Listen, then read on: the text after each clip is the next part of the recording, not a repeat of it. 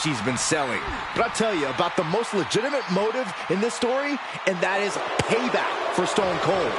Austin nearly had his life taken from him, and there is no greater reason to stomp the tar out of somebody than that. Haymaker after haymaker. Oh. Just teeing off with that fight for everybody. So much pride, so much resiliency on display. The willpower, the sheer guts of these two. What impressive determination from both competitors, keeping at each other no matter what. Who will break first? That is the question.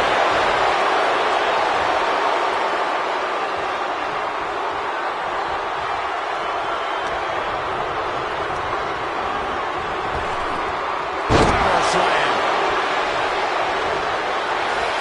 Inside cradle applied, shoulders down. Rikishi gets the shoulder up. He is going to take this match as long and as far as he needs to. Big punch finds its mark.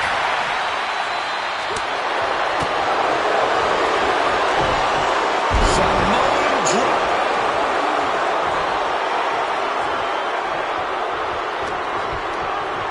He gets sent straight down to the floor.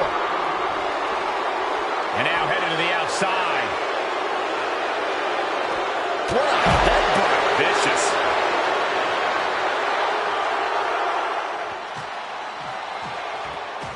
Austin and Rikishi trading heavy artillery on the outside, and here comes the rattlesnake. Stone Cold Steve Austin fired up and revenge on his mind. You got to think about how bad Austin has wanted this ever since Survivor Series last year. Been dying to get his hands on Rikishi. All of that venom, all the vitriol inside of Austin being unleashed on Rikishi right now. Remember, this is no holds barred. Anything goes. Austin has Rikishi down. The rattlesnake is red hot. And do you hear this capacity crowd? They want more from Stone Cold. All that he wants to see Rikishi get beaten down like a pile of human filth. Evades the attack. And Rikishi lately has been calling himself a visionary, a pioneer. All a bunch of garbage, if you ask me. Well, those aren't self-imposed labels, Cole. They're slugging it out toe-to-toe now. Boom! Neither competitor is backing down. Slugging away with everything they've got.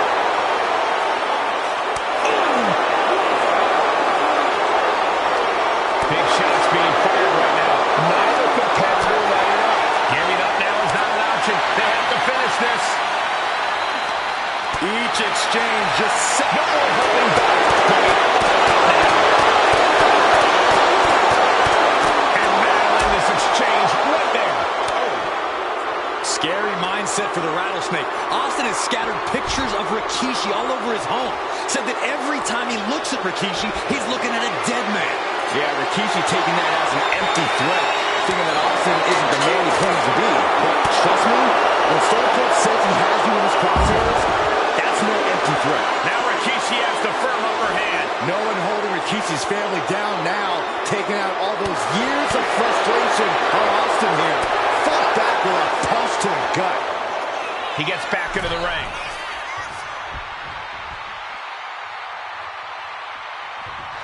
And Austin is firing up the crowd here.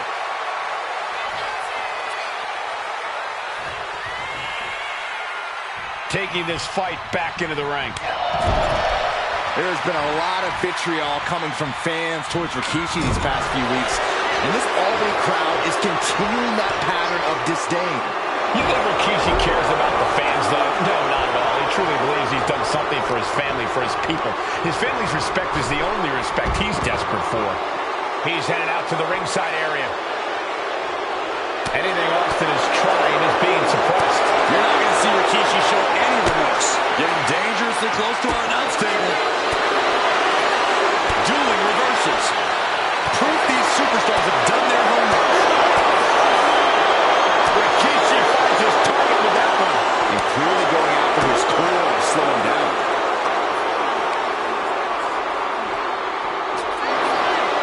And we know how despicable Rikishi has been, but to throw throw vinegar on the rattlesnake's nest, Rikishi goes and destroys Austin's truck with a sledgehammer. Well, hell hath no fury like a man who has his car tampered with. It's just extra motivation for every fist Austin lands in this fight. And Rikishi slows Austin down with a thunderous right. Austin's in trouble. And now steel chair. Oh, and Austin, he just averted disaster there. And now Austin gonna deliver the punishment with the steel chair.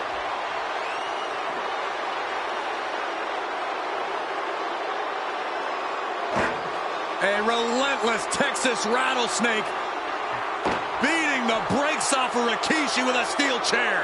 And again, thunderous blows by Austin. Down goes Rikishi. Austin beating the hell out of him. I know Austin has good reason to be doing all this, but he could be taking it too far at this point. I don't think the rattlesnake is taking it far enough, Corey. Austin wants to put Rikishi's life in danger, just like Rikishi did to him. Rikishi hoisting up his opponent. Rikishi driver. It put Austin down. Unbelievable. And he gets delivered back into the ring. Rikishi looking to finish the job from 10 months ago. Uh-oh. Rikishi driver. Rikishi got all of it. And straight into the pin attempt. There's two. Wow, just barely making it out. Unbelievable tenacity on display from Stone Cold. Austin simply refuses to quit. What? Rikishi hoisting up his opponent. Rikishi driver. Again, going for the biggest attack possible. Two. Rikishi somehow defangs the rattlesnake. Damn it. The winner of this bout, Rikishi! This is not what many of us expected to see.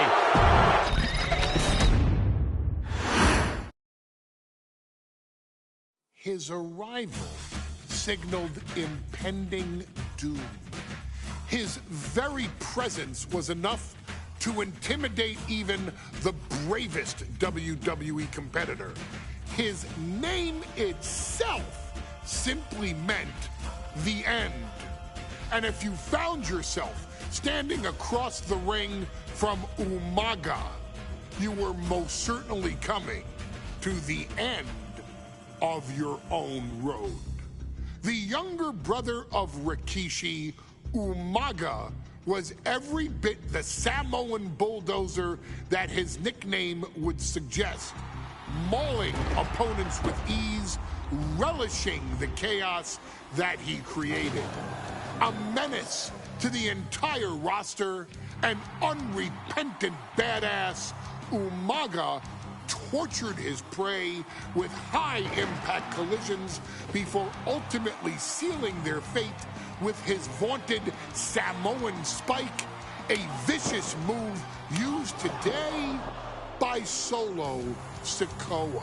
Inside the ring, man, he was just a complete monster. Anybody that stood in front of him, he was going to wreck him no matter what he had to do. He was just a crazy, wild Samoan. Outside of the ring, man, just a loving guy to be around. A fun uncle, always joking, always barbecuing at his house. I always looked up to him. He was just so cool. Perhaps an unheralded aspect of Umaga's game was his mastery of mental warfare. Umaga loved to present a wild, out-of-control savage, one who needed manager Armando Alejandro Estrada to handle all the details while he destroyed opponents. Umaga was the perfect definition of the word aura. A two-time intercontinental heavyweight champion, Umaga established himself as one of the purest forms of dominance to ever set foot in a WWE ring. His intense clashes with Batista, the Heartbreak Kid Shawn Michaels, and Triple H, along with WWE Championship battles against John Cena, still live on in the memories of those who were fortunate enough to watch Umaga perform. And Umaga will live in immortality through every member of this family. Whether it's with a huge Samoan drop, a running bulldozer into the corner, a Samoan spike, or even a war cry in the middle of battle. Umaga is forever. I wish he was here. I know he's watching from above. So you, our beloved Us in training, are asked one simple thing here in the WWE 2K25 showcase: to defeat John Cena. You've done that in this mode before, right? Simple. It was at New Year's Revolution in 2007 that Umaga and John Cena first collided for the WWE title. Umaga appeared to be too much for Cena in the minds of many pundits. Undefeated in WWE some 9 months after his debut, and things were going very well for Umaga. Until they weren't.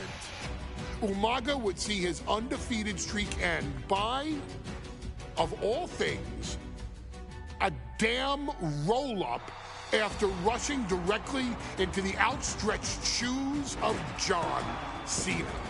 1 second of luck allowed John Cena to escape the inevitable, and now it's on you to fix it. Head into that ring. Showcase Umaga's cruel brutality and get Umaga the WWE Heavyweight Championship victory that he should have gotten in the first place. I assure you, my dear friend, Armando Alejandro Estrada will make sure nothing else goes wrong if you take care of business inside the ring.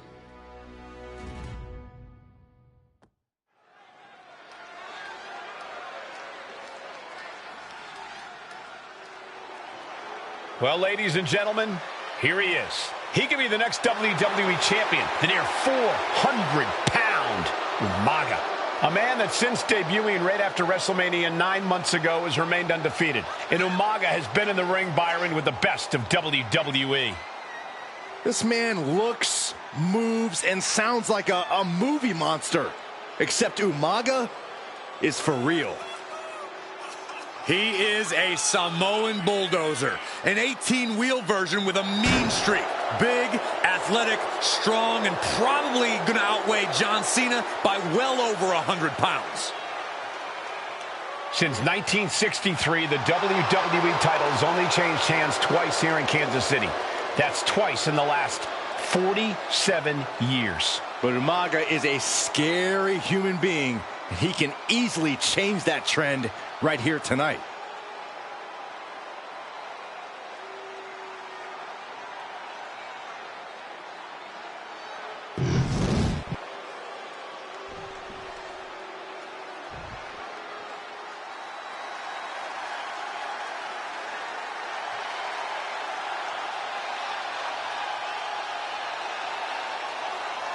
A phenomenal ovation in this arena because the champ is here. John Cena has a gigantic challenge awaiting him in the ring, but Cena doesn't have a reverse gear. Absolutely not. The champ only goes one way, and that's straight at you.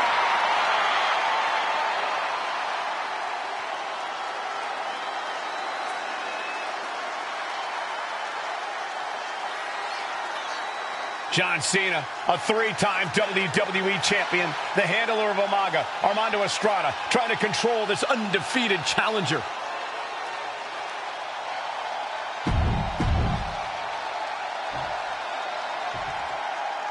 The following contest is scheduled for one fall, and it is for the WWE Championship.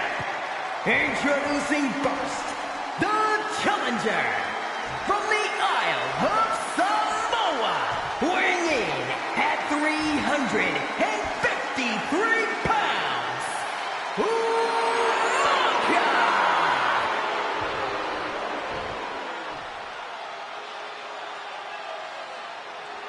And from West Newbury, Massachusetts, weighing in at 248 pounds, he is the WWE Champion, John Cena!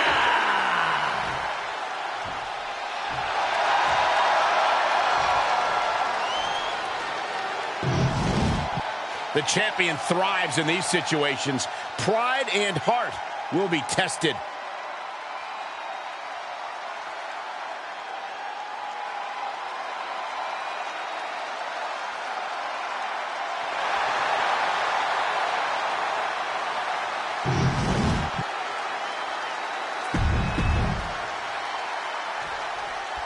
John Cena and Umaga battling here for the WWE Championship. Will John Cena halt the Samoan Bulldozer's path to destruction?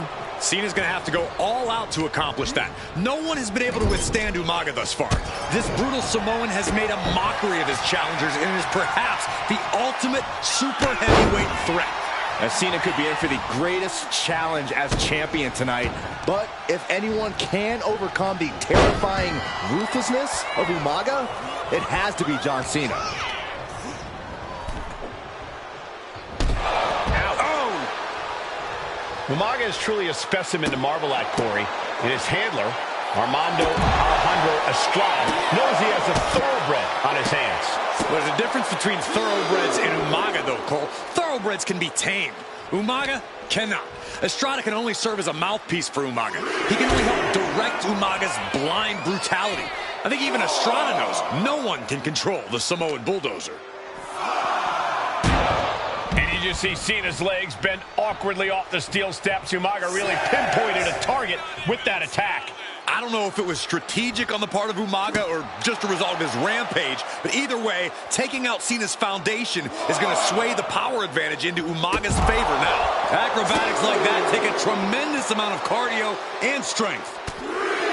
A rare position for Cena in this fight. We can't often say that John's overpowered in a matchup, but this 360-plus pound Samoan Bulldozer is more than a formidable opponent. Listen, sometimes when there's a fight, you're not always going to be the biggest. You're not always going to be the strongest. And even if that is the case for Cena tonight, Oh, he timed that counter well. Running heel kick. Incredible to see a superstar of that size move with such grace. ooh, nasty shot to the throat. Stamina is going to be a key factor in this match tonight. Can Cena weather Umaga's vicious attacks? Can Umaga keep up the offensive pressure as Cena drags this into deep waters? I think you're right, Cole. This might just come down to...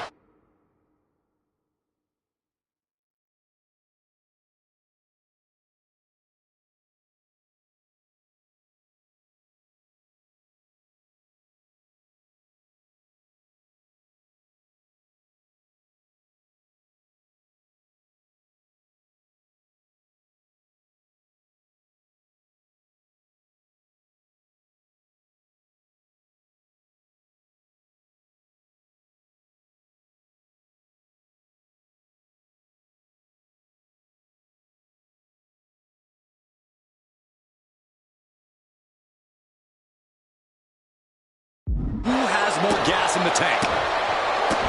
Cena tonight attempting to do something no one else has been able to do. Be it HBK, Triple H, Kane, the list goes on and on. No one has been able to beat Umaga. Since debuting in last year's WrestleMania, he's never been pinned, never been submitted. Umaga is a man who's decimated every single thing in his path. It's not hyperbole to call him a dangerous and deadly savage. Overwhelming offense now from Umaga. Cena has no response for Umaga's savage and brutal offense. Agonizing. Boom. Well-placed kick. He manages to slip it out of the way. Quick attacks like that could mean trouble for the champion if they want to leave here with the title. And Umaga, of course, coming from a very rich heritage. Some of the greatest athletes in any sport come from the Samoan heritage. Umaga's aggressiveness can be traced back to his bloodline. When you're fighting a Samoan, you are battling a tough, scary human being. Placing him in the corner here.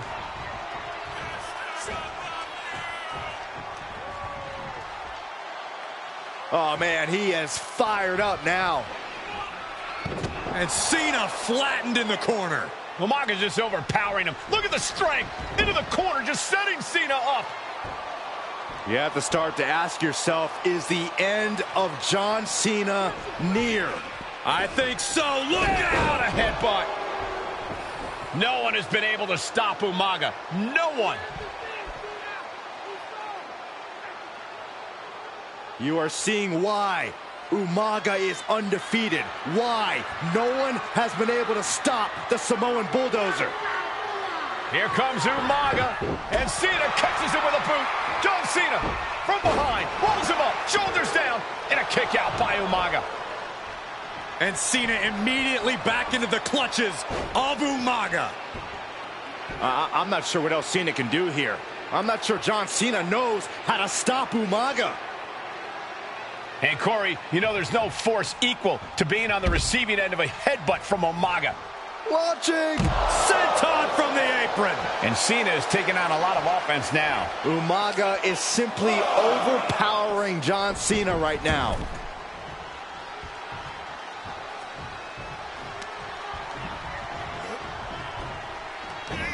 Good Lord, watch the power of Umaga. Brutal attack from Umaga.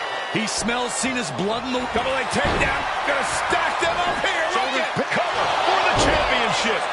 He's changing his mind. Going for something different now.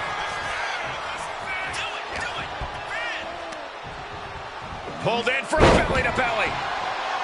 Sometimes I look at Umaga and it just scares me. I think he forgets that he's even in a championship match. It's winding up. There's a Samoan spike. Here's the pin. Will that be enough to gain the title? Oh, he gets the shoulder up before 3. What a display of stamina. The champ showing they are truly worthy of this title. But things might only get winding up. Samoan spike. The challenger might have what it takes to win this. New champion. An undefeated champion. Here is your winner, and the new WWE Champion,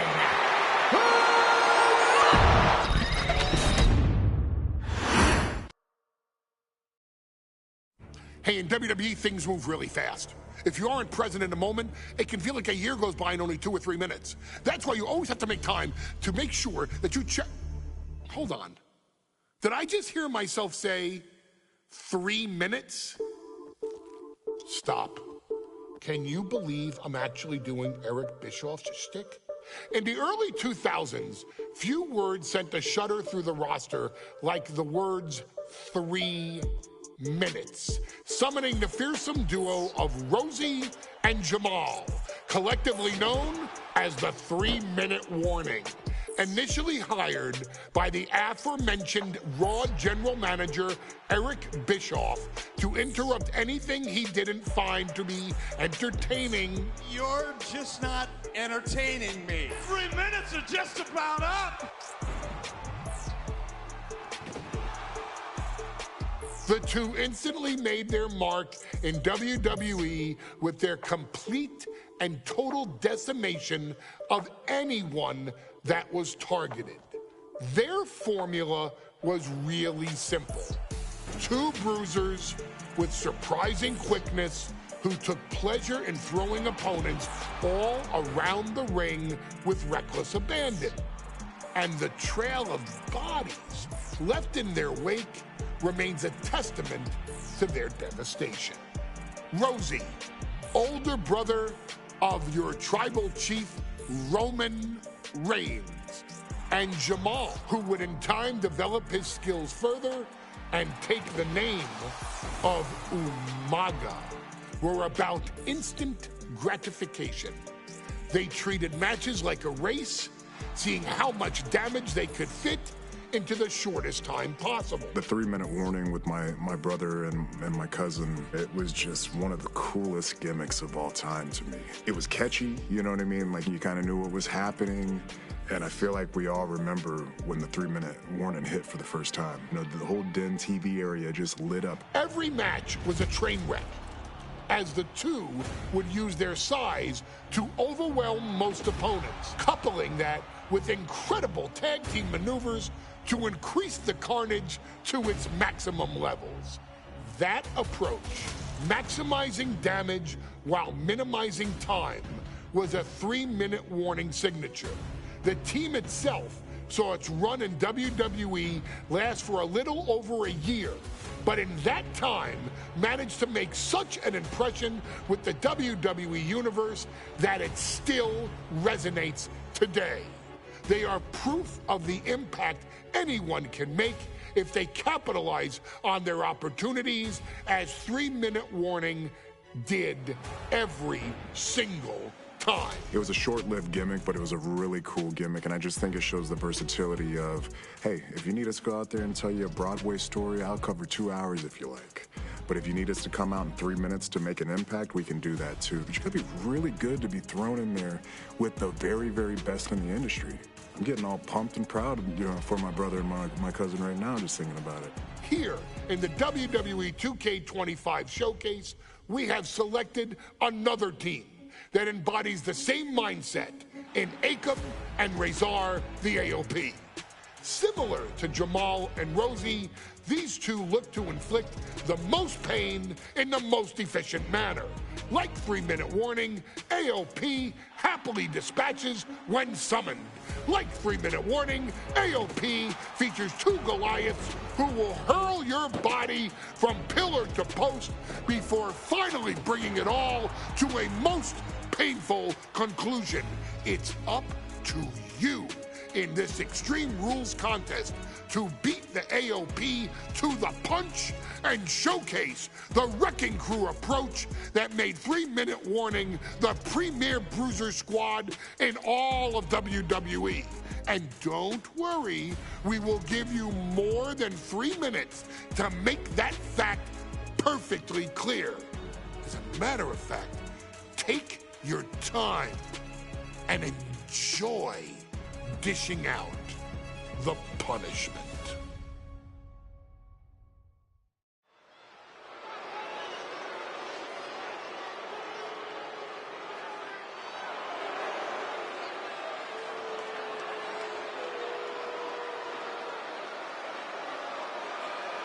AOP is here, ready to wreak havoc.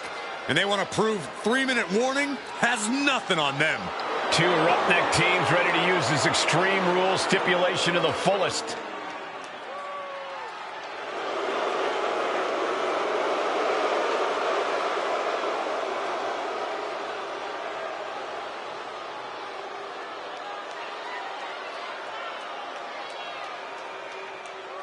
The following contest is a tag team Extreme Rules match, and accompanied by Paul Ellering at a combined weight of 620 pounds.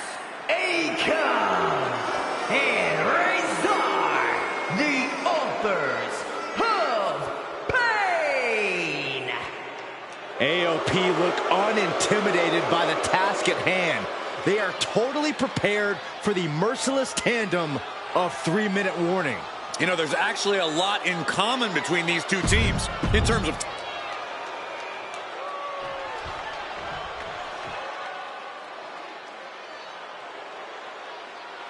And guys, the authors of pain now have 3 minutes. And at a combined weight of 770 pounds, Rosie and Jamal. 3-minute warning. Authors of Pain versus 3-minute warning is a rest.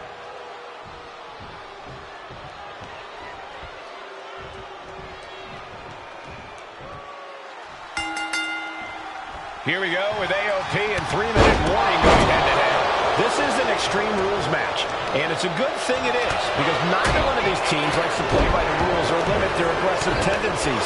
Well, there's nothing on the minds of these men except dealing as much damage to one another as possible.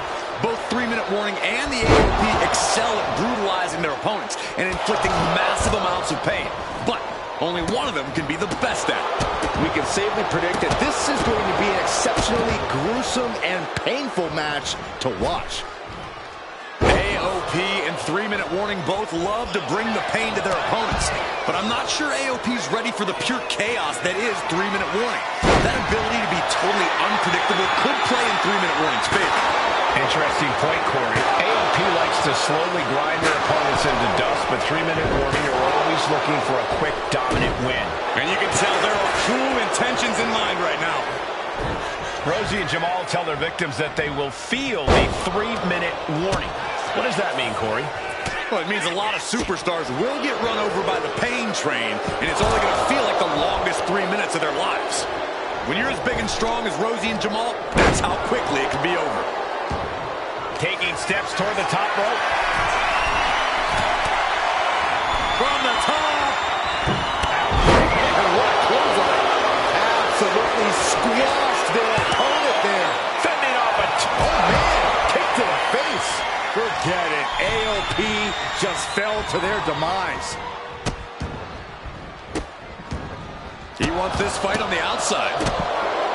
Just look at the size of all these superstars. The ring had to be reinforced before this match. Over 1,300 combined pounds colliding. On the top. Time down. He's really throwing all the damage he's taken up till now. Yeah, Extreme Rules matches eventually take their toll on everyone.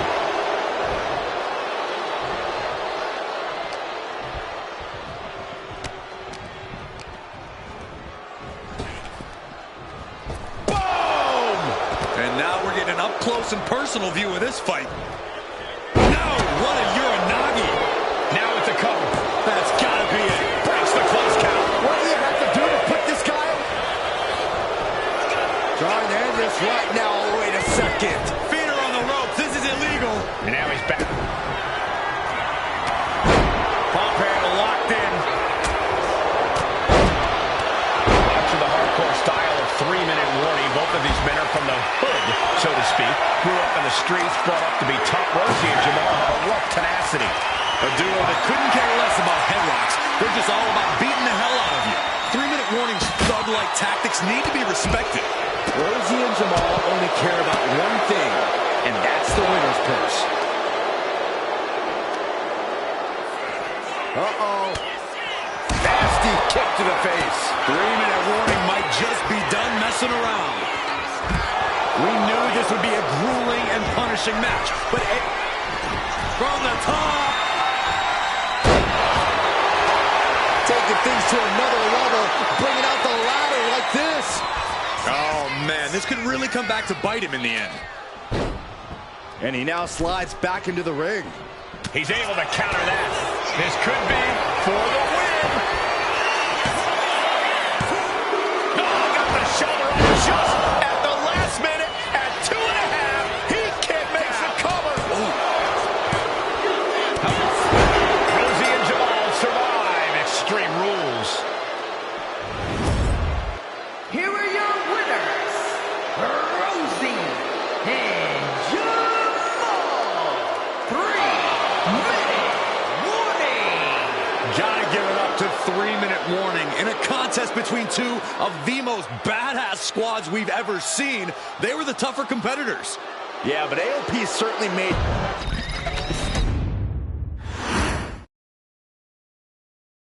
We've come to the part of the showcase where we get to talk about Tamina. Ever since walking in...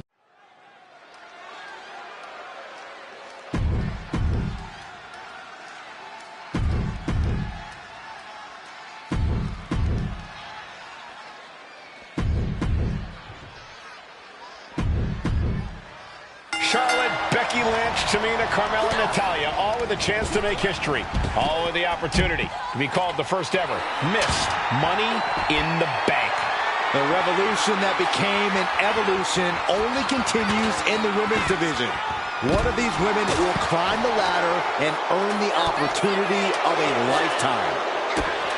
No safe haven in this match. These ladders can be your best friend or your worst enemy. There's no allies in this match. It's everyone for herself. There is no room for friends when history is being made. Not when you can go down in the record books as the first Miss Money in the Bank. Remember, the first woman to climb the ladder and retrieve the briefcase and become the first ever Miss From the top.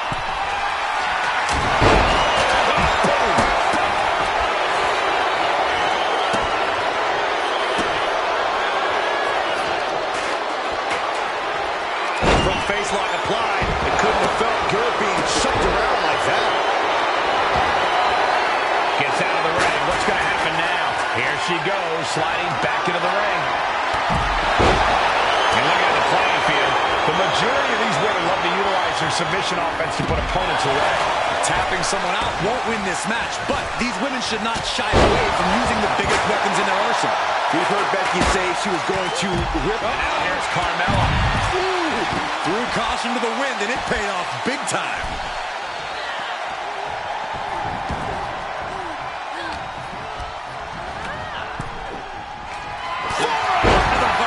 Nothing fancy about that. These attacks taking their toll on her a little.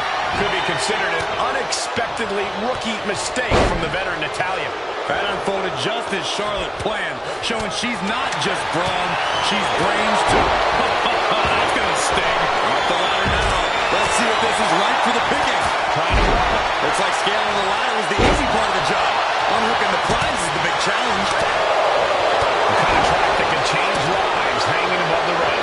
Probably the most profitable opportunity in our sport.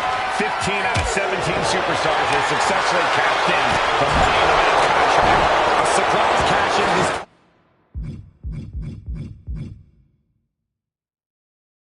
only failed once, and the other failed cash-in was alerted to a week in advance. You are almost certain to become the next SmackDown Women's Champion if you grab the contract tonight. Seems to be struggling a bit up there. Yeah, sweaty palms is making this difficult. Ladders in position. Who's gonna make the climb? She's reaching up and trying to unhook it as fast as she can. It's gonna take some time, but you got to just keep going.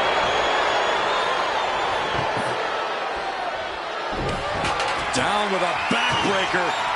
Look at this, just driving the knee into the spine. Is there anyone more intimidating in this group than Tamina? I've said it before, it could be a coming out party for Tamina. This is her time to live up to her family's legacy. If Tamina wins the contract, it guarantees her first title opportunity in over 2 years. More than an opportunity, it pretty much guarantees Tamina will become the next women's champion. And inverted backbreaker. Out. Gentlemen, no need for monitors right now. The fight is right in front of us. Looks like setting up for a suplex. Gonna finish.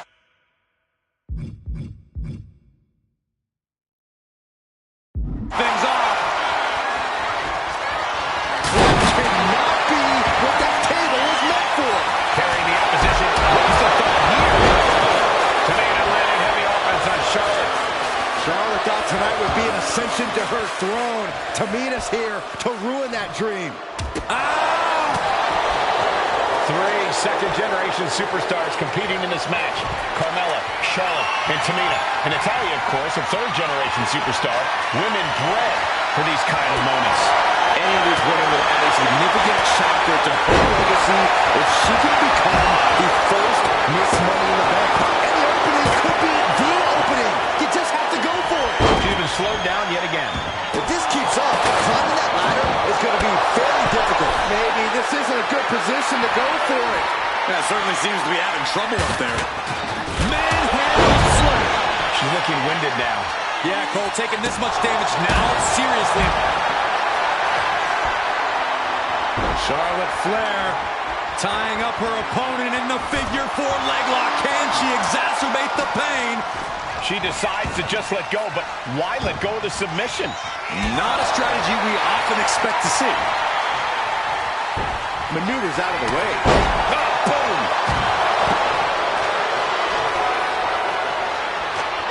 She's got the ladder positioned how she wants it.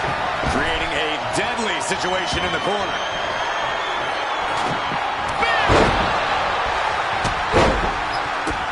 Charlotte Flair with a trademark chopping. Natural selection. The Queen has put an opponent in the dirt, and now the ladder to her throne awaits. History on the line. Guaranteed championship opportunity. Nothing but carnage happening in this one. 5 women fighting for their key to destiny, willing to go through hell for it. Table launch right at their opponent. Now looking even worse for wear. Motion attack is real. Lynch looking for the suplex all the way up. Look at this power. Oh no. Just looking to do some damage. And she releases her own submission. And I have to question as to why she would do that. This looks like she's setting the foundation for a masterfully laid trap. Mudhole stomping. Tamina not caring that Becky's a fan favorite. The crowd's adulation is meaningless. All that matters is the contract suspended above the ring. Tamina's been showing so much dominance in this match. And Carmella with a takedown, looking for The code of silence. using this submission to weaken the opponent. Smart. She releases the hold. No harm in changing things up if a submission isn't working the way you want. Nice reversal by Charlotte Flair. Charlotte driving Tamina, and both tumble to the floor. Both women crashing down hard. The Queen, Charlotte Flair, the first to her feet, surveying the situation. Oh, my God, Tamina into the steps. Well, you are seeing a heightened level of aggression, heightened level of intensity from all these competitors because of the stakes involved. Guys, where's Charlotte going? Flair looking to up the ante now from the top. Oh, my goodness, taking out everybody. The Queen rising to the occasion. What you just saw is why we say Charlotte is genetically superior. And undeniable athleticism from the Queen. Can it pave her way to the top of the ladder?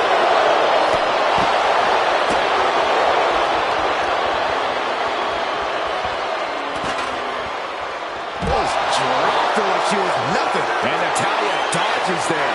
And what need is there to go looking under the apron like this? I don't care what they say, nothing good ever comes from getting the tables. Tamina's absolutely wrecking shop on Natalya, making sure...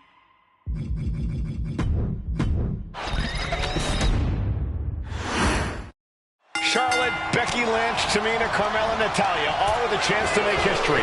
All with the opportunity to be called the first ever Miss Money in the Bank. The revolution that became an evolution only continues in the women's division. One of these women will climb the ladder and earn the opportunity of a lifetime. And she reversed it. Is there anyone more intimidating in this group than Tamina? I've said it before, it could be a coming out party for Tamina. This is her time to live up to her family's legacy. If Tamina wins the contract, it guarantees her first title opportunity in over 2 years. More than an opportunity, it pretty much guarantees Tamina will become the next women's champion. Such a dangerous setting for all these superstars. From the top. Attempting high-risk move after high-risk move at a breakneck pace. Oh, man, she finds a hard landing on the outside. She's had a lot thrown her way already. Yeah, Tamina just inflicted as much pain as possible and enjoyed it. No safe haven in this match. These ladders can be your best friend or your worst enemy. There's no allies in this match. It's everyone for herself.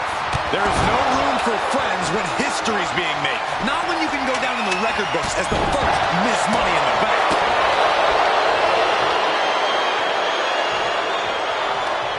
Watch out! Double Russian leg sweep. As the fight continues ringside, we may need to relocate soon. I'm already ahead of you. Grabbing my notes. Climbing up, but is there enough time to go for the win? Victory is within reach now. Slow and steady won't win the race in this situation.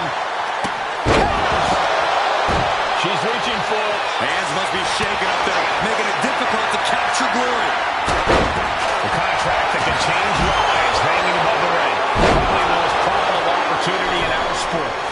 out of 17 superstars has successfully cashed in the Money in the Bank contract. A surprise cash-in has only failed once. The other failed cash-in was alerted to a week in advance. You were almost certain to become the next SmackDown Women's Champion if you grabbed the contract tonight. Have to imagine that's a blow to Becky's ego and confidence. Yeah, Natalya showed that Hart family wisdom. From the top! The offense catching up with her now. Natty putting some old school know-how on that maneuver. Big time clothesline. Good grief. Tamina landing heavy offense on Charlotte. Charlotte thought tonight would be an ascension to her throne. Tamina's here to ruin that dream. 3 second-generation superstars competing in this match. Come on. And look at this now. Bad intentions coming with this hold. And Charlotte with a reversal. She's trapped in the submission. This one's called. And maneuver out. And successfully. Oh, wow. Impactfully, too. She's getting fired up. Ready to show her opponent what she's got. No respect being shown whatsoever with those stomps. And able to beat Natalya to the punch.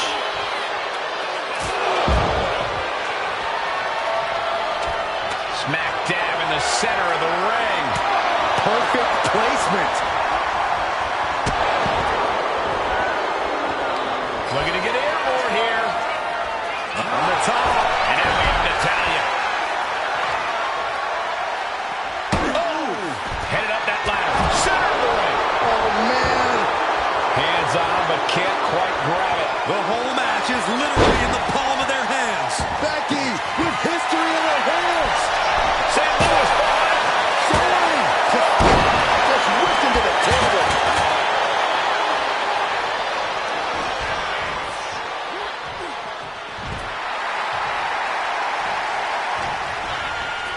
Clearing up the announce table. This isn't going to end well. Taking the action to the outside. Might be taking a breather here. She lost some of her stamina at this stage. If this keeps up, climbing that ladder is going to be very difficult. Ooh. This could be the beginning of the end. Uh-oh. Sharpshooter applied. Oh, my gosh, but if she taps out. And she lets go of the hold. Maybe she didn't like the leverage or grip she had on that submission, Cole. Needs to move quick here. This might be her chance. Every second up there is allowing the opposition to recover. Better hurry. Tugging and grabbing and doing everything to get it down.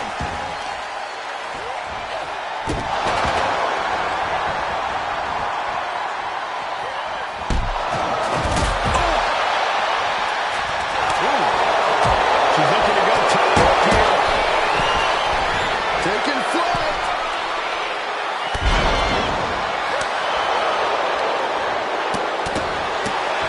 Oh, my goodness.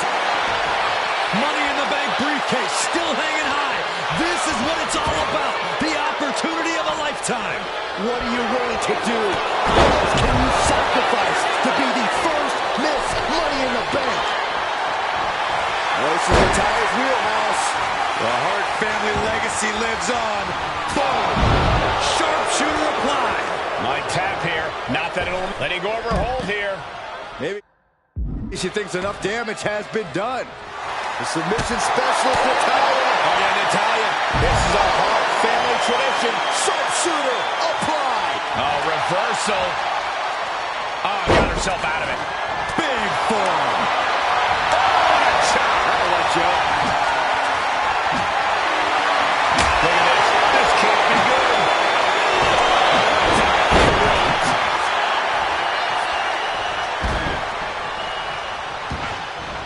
Basement drop kick.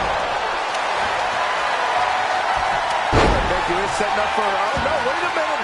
Wait a minute. Disarm her. Disarm her. Got the submission, but that's not... Let's go over submission hold.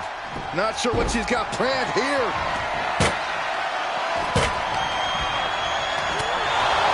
She's taken into the corner. Needs to get out.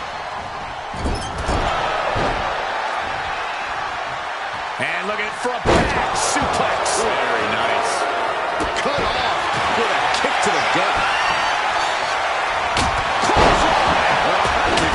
And once again, she's put on the back foot. And all of this pain and discomfort will make ascending a ladder very... very challenging. She's heading outside the ring now, sliding back into the ring.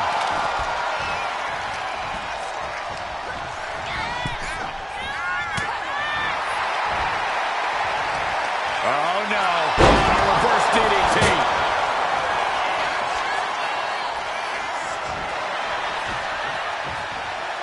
Nice reversal by Charlotte Flair.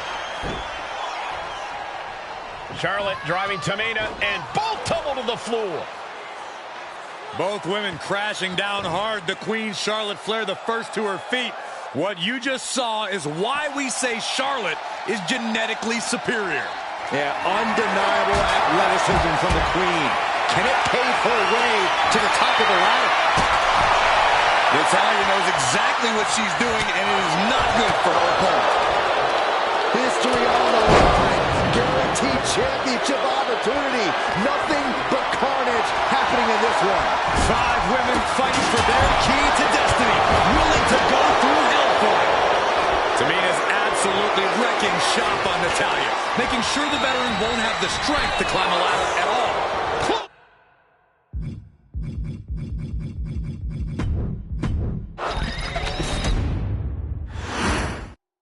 Charlotte, Becky Lynch, Tamina, Carmella, Natalya, all with a chance to make history. All with the opportunity. We call it the first ever Miss Money in the Bank. The revolution that became an evolution only continues in the women's division. One of these women will climb the ladder and earn the opportunity of a lifetime. And looking at the playing field, the majority of these high, no telling what's underneath the ring tonight. They got all of that. Just taking flight and soaring through the sky.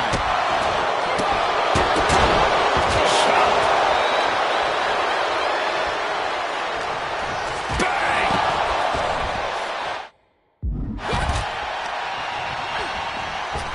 No telling what she'll find under the ring here.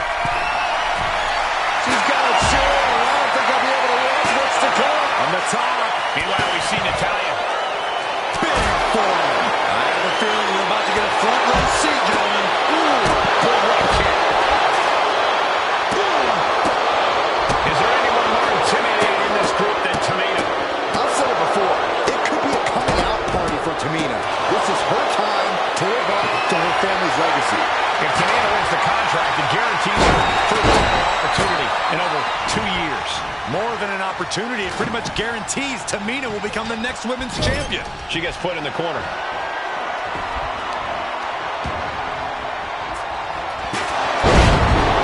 And she heads out to the floor. Obviously with the need of a breather. Forcing her right out of the ring. She wants to take this thing to the outside.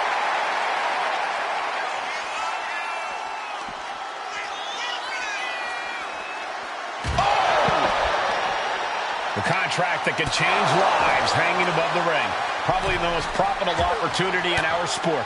15 out of 17 superstars have successfully cashed in the Money in the Bank contract. A surprise cash-in has only failed once, and the other failed cash-in was alerted to a week in advance. You are almost certain to become the next SmackDown Women's Champion if you grab the contract tonight. But now Natalya. Oh.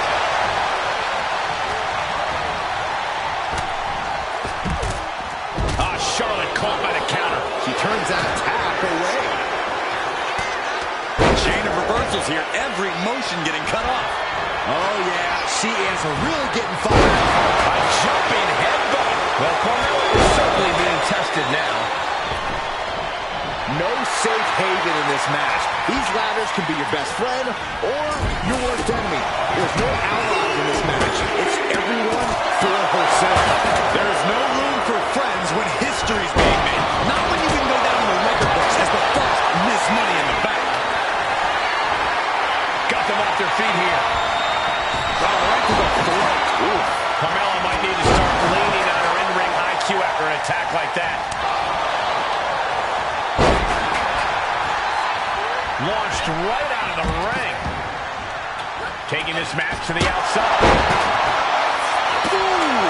She's taking her share of blows at this point. Natty putting some old school know-how behind that maneuver. Reaching for the prize. All eyes are high above the ring. 3 second-generation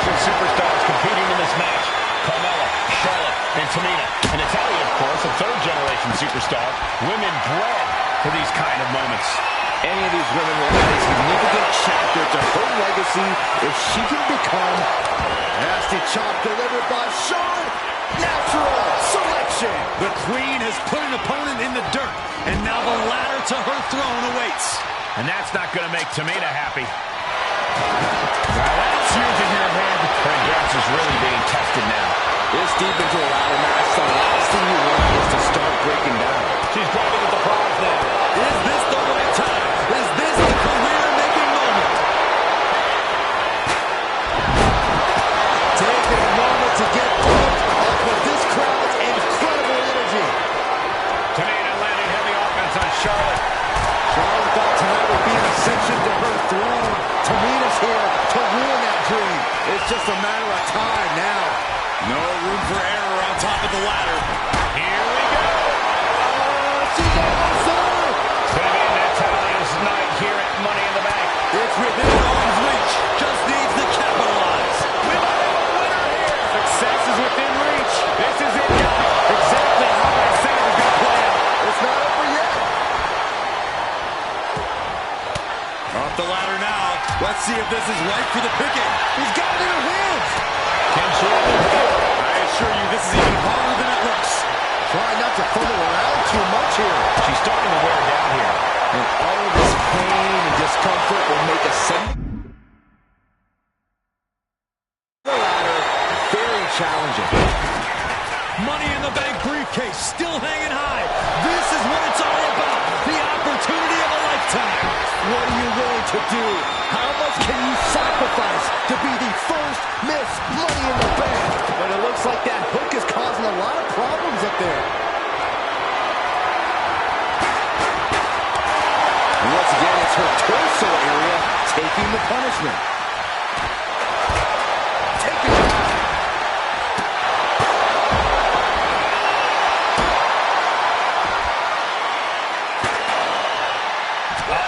That can make an opening for her.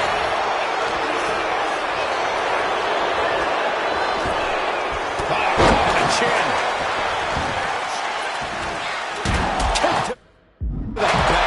She's been pushed past her limit here. Everything she has been through to this point, she is feeling all of it right now. Carmella with a super kick. Charlotte doesn't have a chance of coming back from that maneuver.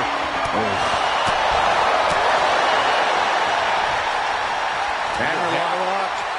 Reverse DDT.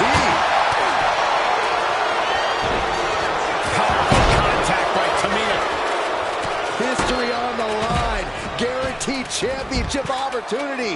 Nothing but carnage happening in this one. 5 women fighting for their key to destiny. Willing to go through hell for it. And a slap for the exclamation point. And she's only taking more damage at this stage. Yeah, but when ladders are part of the match, you really can't expect anything less.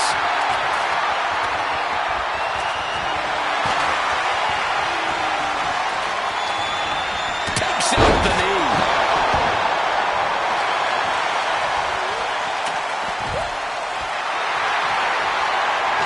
And she's positioning the ladder perfectly in the center of the ring there. Look at that insult to injury with that one. Headed up that ladder. Center of the ring. What you just saw is why we say Charlotte is genetically superior. And undeniable athleticism from the Queen. Can it pave her way to the top of the ladder? Counter from Tamina. Big move! Oh, man. Oh, man. Trouble might be coming her way. Quick, Saxton, get under the table to protect yourself. Good idea. Tamina's absolutely wrecking shop on Natalya, making sure the veteran won't have the strength to climb the ladder at all. Victory is literally within her reach here. The longer this goes, the more likely we can see a hard crash back to the canvas. Working on the hook here. Might be a little overzealous going for it here. Too late to stop now, though. Oh, strong impact.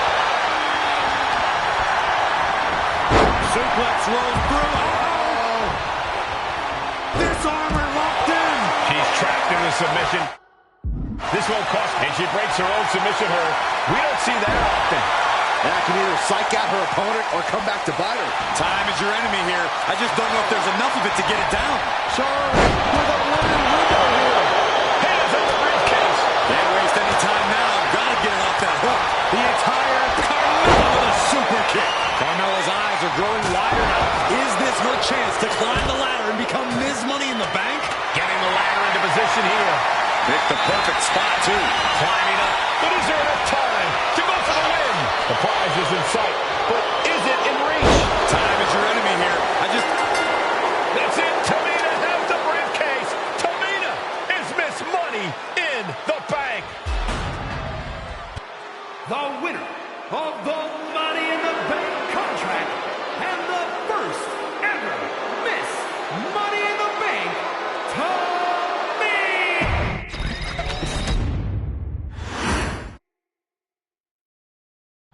Any member of this family that enters the professional wrestling business knows about the expectations that are going to be on their back. They know about the prestige that their very name carries. They know that those who came before them have accomplished so much. Bearing the weight of those legacies can prove to be way too much for almost anyone. But that was never the case for Jimmy and Jey Uso.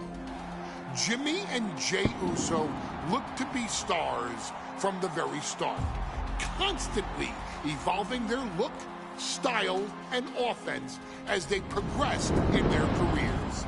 Face paint and war dances would fade away, and the two would embrace the day one-ish mentality, looking to punish opponents and send them to the Uso Penitentiary. The Usos are 8-time WWE Tag Team Champions. The Usos have main evented WrestleMania after initially fighting for a mere spot on the card. The Usos were the premier team of the 2010s. The Usos are the greatest team of all time. Jimmy and Jey are poetry in motion, each knowing what the other is looking to do next, each using every bit of savvy they gained growing up in professional wrestling to keep their edge. And sure, in recent years, it's been difficult between the two. Jimmy did cost Jey his match at SummerSlam against your tribal chief, Roman Reigns. After months of the anger building between the two, Jimmy and Jey ended up as the first two entrants in the 2024 Royal Rumble match, bringing things to a head.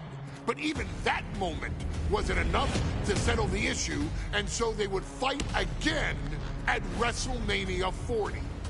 Jey Uso truly became main event and found his inner yeet, even adding another tag team championship with Cody Rhodes as his partner.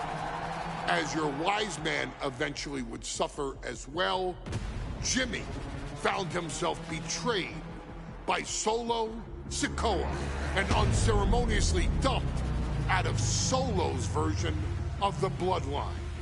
When Jimmy and Jey are a tag team, they are pure art. They are the reason for the resurgence of tag team wrestling's popularity over the last 15 years. And perhaps, oh, perhaps, their grandest moment came during the 2017 Hell in a Cell, when they would lock horns with perhaps their greatest opposition ever, The New Day. From July to October of that year, the SmackDown Tag Team titles would change hands 4 times between the two teams, both looking for ultimate bragging rights. The Usos' connection as twins always gave them an upper hand with most teams. But the New Day had their own trick, utilizing the Freebird rule to allow any two of the 3 members to compete in any match. Jimmy and Jay could never know for sure who the opponents would be, with a different game plan needed for each iteration. With nothing clearly settled after 4 months, the New Day would offer to defend inside Hell in a Cell, and the Usos gladly accepted. We've seen the Usos showcase tag team wrestling at its most beautiful. Now we want you to showcase the brutality that exists within Hell in a Cell. Big E and Xavier Woods are going to use everything at their disposal to take you down.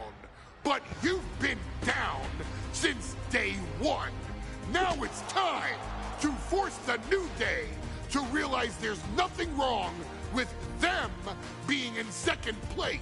And there's nothing that's stopping you inside Hell in a Cell.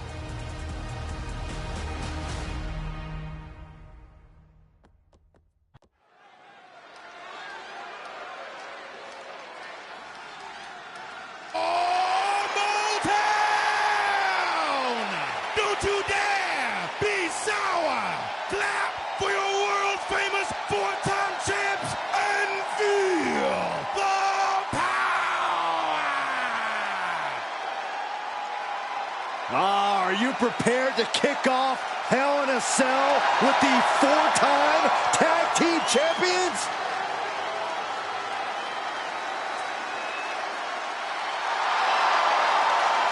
The following contest is a tag team Hell in a Cell match and is for the SmackDown Tag Team Championship, and accompanied by Kofi Kingston at a combined weight of 490 pounds. The SmackDown Tag Team Champions, Xavier Woods and Big E, the New Day. Well, I can't say that I'm ever prepared for a man swiveling his hips and playing the trombone on the way to the biggest fight of his life.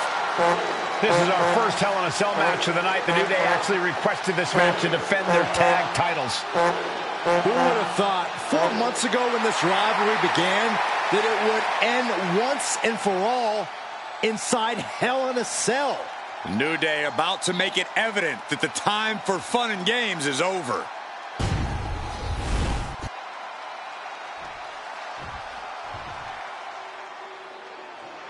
This is the first time that tag titles will ever be defended inside Hell in a Cell. And at a combined weight of 493 pounds, Jimmy and Jay, the Usos. Tonight in Detroit, the Usos welcoming New Day into the penitentiary. This is going to be like a Chow Hall beatdown.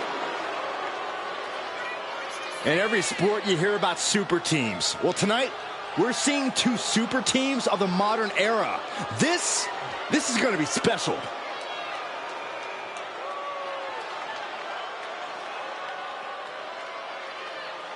Tornado tag rules here, gentlemen. 2-on-2 as Kofi is going to be locked outside the structure. Pinfall or submission needs to happen in the ring, but we all know this fight's going to go everywhere before that happens.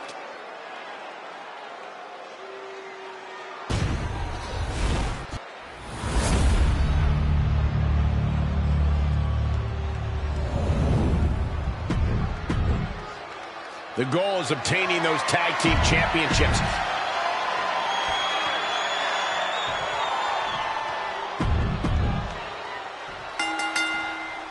The cell door is locked.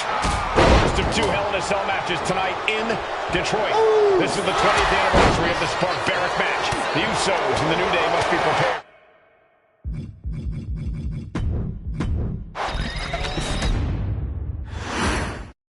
Remember, this match is under Tornado Tag Team rules. A 2-on-2 match where the pinfall or submission has to happen inside the ring. In the Hell in a Cell, no tags, no countouts, no disqualification. The Usos and the New Day came into this match expecting and prepared to raise the bar, raise the level of competition, and make history. This is going to be unforgettable. Usos challenging the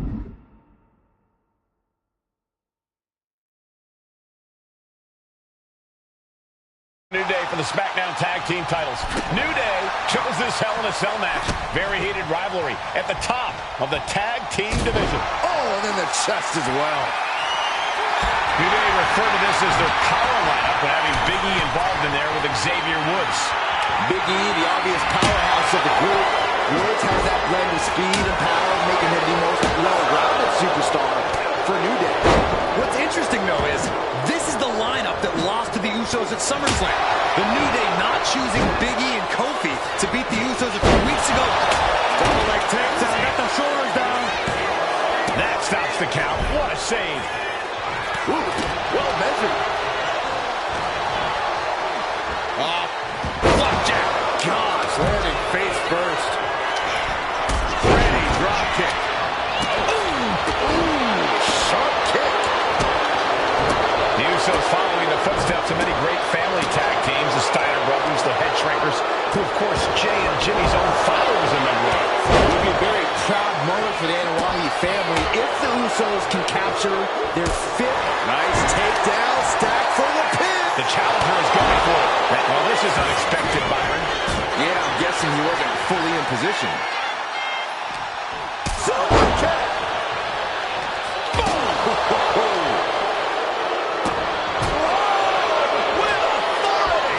Overhand right lands. Great job anticipating Jimmy. Right to the kidneys from behind. Pow, what a shot. The Usos and the New Day have had such a back and forth competition within the tag team division. You can just look at these teams' title reigns, their dominance. It tells you these are the two best teams that WWE has had. Usos and New Day going at it inside Hell in a Cell, and Jey Uso set outside the ring, and now the New Day on the attack. Big E, as aggressive as I've ever seen him here tonight. And Xavier Woods now with toys, kendo sticks in hand. And it's about to get more aggressive, more vicious, more barbaric.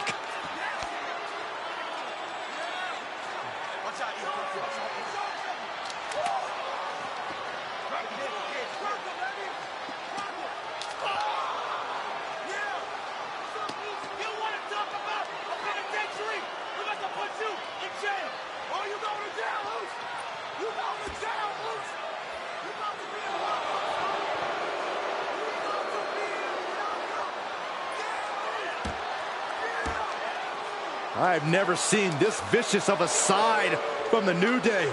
It's what Hell in a Cell does to you.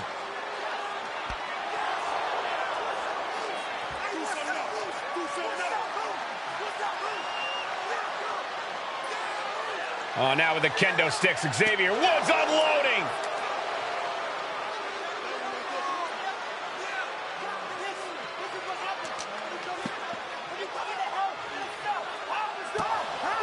Well, you're saying it, Byron. Hell in a Cell makes you do some awful things. Just attempting to survive, attempting to win. Do whatever you want, punish however you want. Right now, that seems to be the mission statement of the New Day in order to retain the SmackDown Tag Team titles. And that's what it's about, proving you're the best in one of the most insane environments in WWE today. The New Day have just changed the whole complexion of this match. I don't know if I've seen New Day go to these lengths before. Well, no time to be a jovial bunch when you're in a cell, Michael. Tonight, it's not about entertaining. It's about putting your sworn enemy to rest for good. And what a reversal from Jey Uso. Talking to Xavier, he told me the one thing the Usos have taught us is that we have to embrace a more lawless culture here in WWE. A more lawless culture in this wrestling. And that could be the reason the New Day chose to have this match in the Hell in a Cell. It's been such a chaotic rivalry. Therefore, only this kind of lawless match could finally put an end to it for good. What a knockout! Oh, man. Going for the pin. Title on the line. Shoulder up before the count. I'm just as shocked as everyone else, Cole, his opponent included. Watch out. There's a seat for your face. The champ looking a little worse for wear.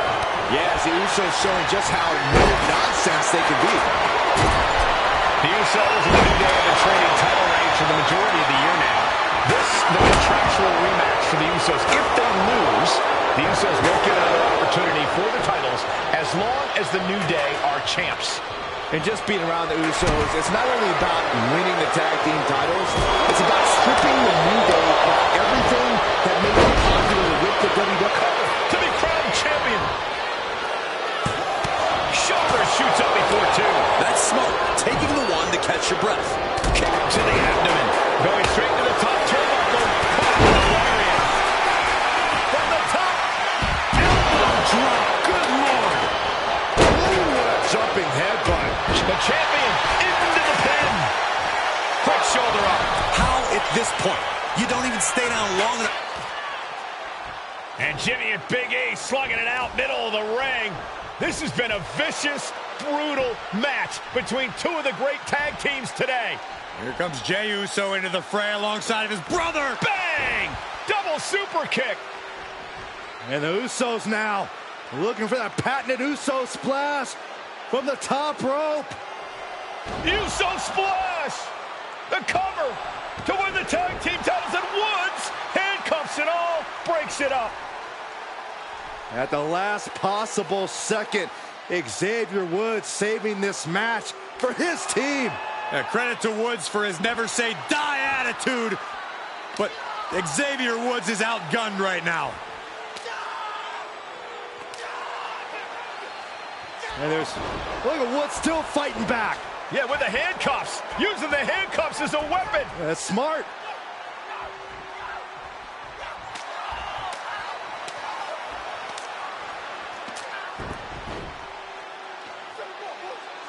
And Woods now down. And trying to still fight back. What heart from Xavier Woods. That heart may not have much more fight left. Jimmy and Jey back up to the top one more time. Uso splash in stereo. The cover. The Usos win the tag team titles. Here are your winners and the new SmackDown Tag Team Champions, the Usos!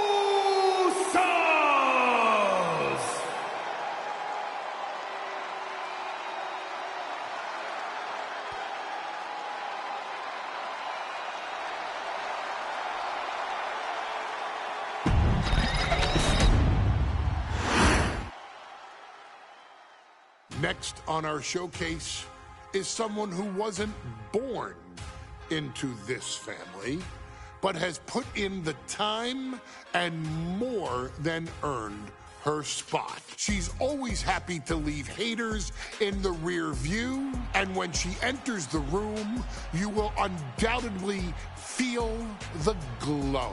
Of course, I'm talking about Naomi, who many of you may know has reigned as Jimmy Uso's wife and queen for over 10 years. There's the old saying that behind every good man is an even better woman, and this could not ring more true than Naomi, who I will say is an absolute treasure. Jimmy will frequently speak during old bloodline planning sessions about how much her support and love drove him to improve as a superstar, always stressing her importance not only to the WWE Women's Division, but to his career and his life as well. In the ring, there is no denying Naomi's skills. The former women's tag team and two-time SmackDown Women's Champion has the mental tenacity to push through the toughest part of any match and possesses breathtaking physical skills. Naomi uses her dancing background to constantly innovate with her offense, resulting in some of the most beautiful moves you will ever see, unless you're on the receiving end of them.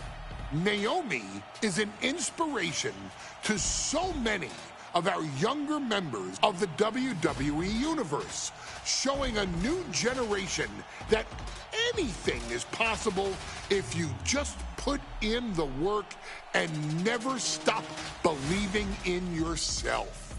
Naomi has battled against the very best in the women's division, taking on foes like Charlotte Flair, Bayley, Shayna Baszler, and Io Sky. My favorite moment of Naomi was when she won the title in her hometown, Orlando, at WrestleMania.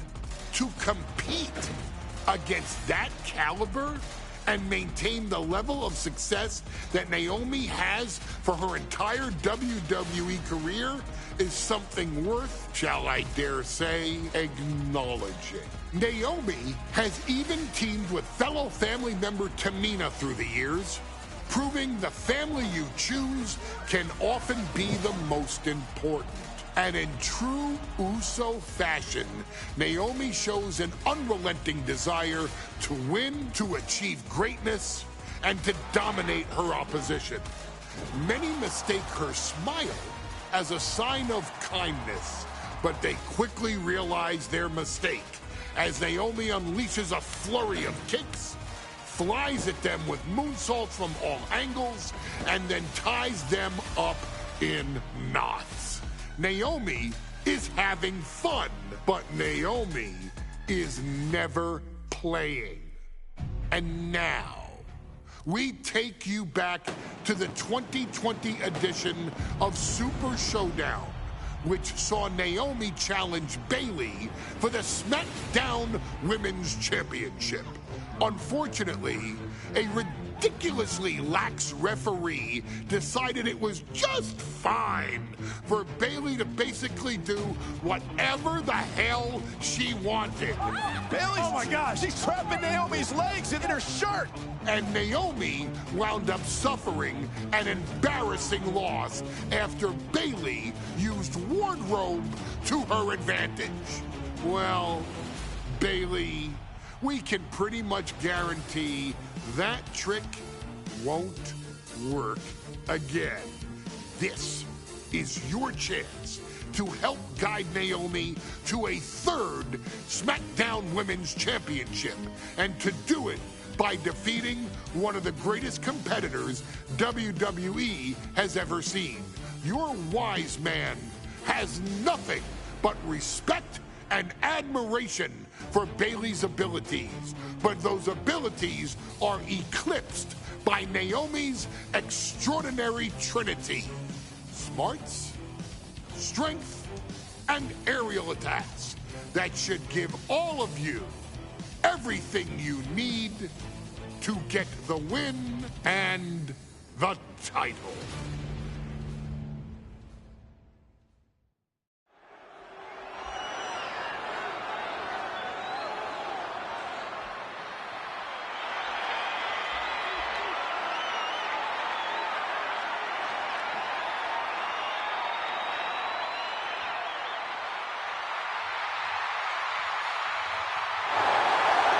Gentlemen, it's glow time!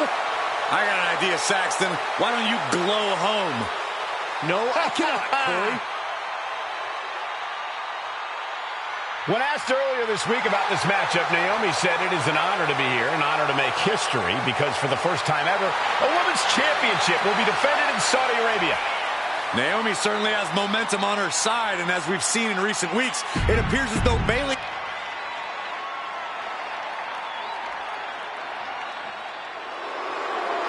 And gentlemen, when Bayley was asked about this history-making match tonight, she said, of course I'm part of this, because history is made by winners. And I'm going to become a role model for everyone here tonight in Saudi Arabia, and for everyone around the entire...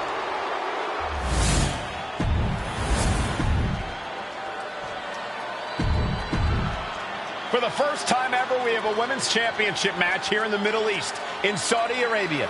Bayley against Naomi.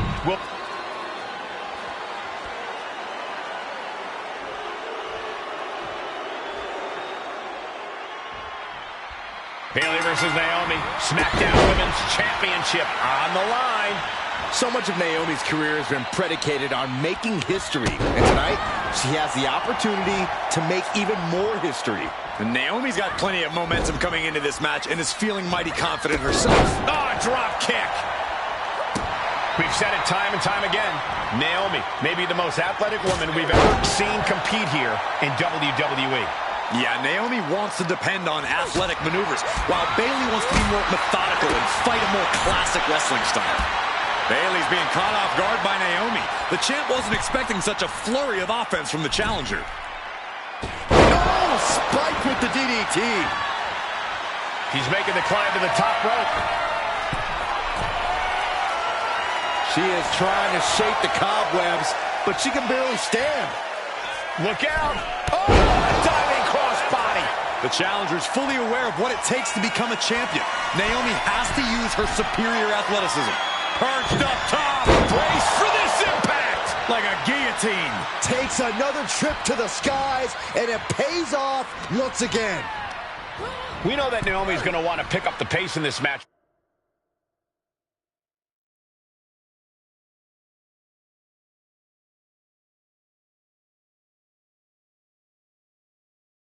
But Bayley's going to look to wear Naomi down.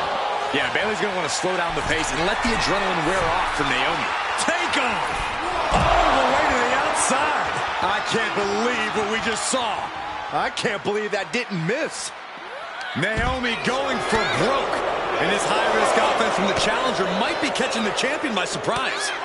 The challenger being the aggressor here, but remember, the title can only be won by pinfall or submission inside the ring. Bayley struggling to defend herself. And Naomi continues to somehow have Bayley's number here.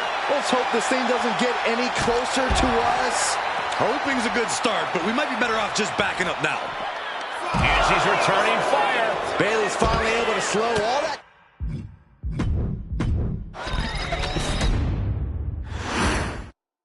Guys, a very important component of this match. Bayley has won every title available in WWE. Bayley has accomplished it all. But the one thing Bayley has never done in her career, she's never beaten Naomi. And believe me, that is a huge point of confidence for Naomi. And a huge pressure on Bayley. Yeah, but Bayley thrives under pressure. Her resume speaks for itself. Bayley having every reason to be confident heading into this matchup. But 279 days as champion, Corey, can take a toll on you. Bayley has been carrying an exhausting weight on her shoulder for a long time. I don't think it's anything Bayley can't handle, Cole. Once you reach the mountaintop, you plant your feet and you hold your ground, no matter how heavy the burden may get. Momentum is really on Naomi's side. And Naomi continues to somehow have Bayley's number here. Good defense. Gonna cut off the wind. Guillotine applied.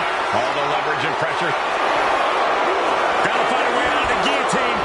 We're not gonna last long while we're bridging out. Incredible. Pin attempt on the champion. And Naomi with a quick kick out. She's trying to drain some energy with that early cover. We know that Naomi's going to want to pick up the pace in this match, but Bayley's going to look to wear Naomi down. Yeah, Bayley's going to want to slow down the pace and let the adrenaline wear off for Naomi. Bayley can also turn up the aggression here in a way I'm not quite sure Naomi can match. The challenger's fully aware of what it takes to become a champion. Naomi has to use her superior athleticism. Placing her against the turnbuckle. Right in the jaw. Ugh, what a shot. This game's about winning at any and all costs. This competitor knows exactly what they want to do. Perched on the top rope. Here it is. Superplex. Just took the champ for a hell of a ride with that one. Catching a drop kick.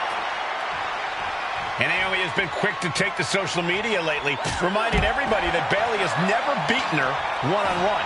Yeah, not so subtle reminder to Bayley, who has been very insulting, very humiliating to a lot of people in WWE.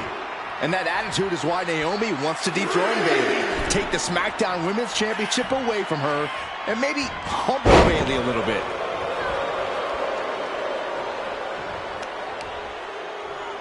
Oh, right to the leg. Elbow to the knee, into a leg lock, and look at this brutality. Deconstructing the knee there. An endless bombardment from the champion. The challenger has to be rocked.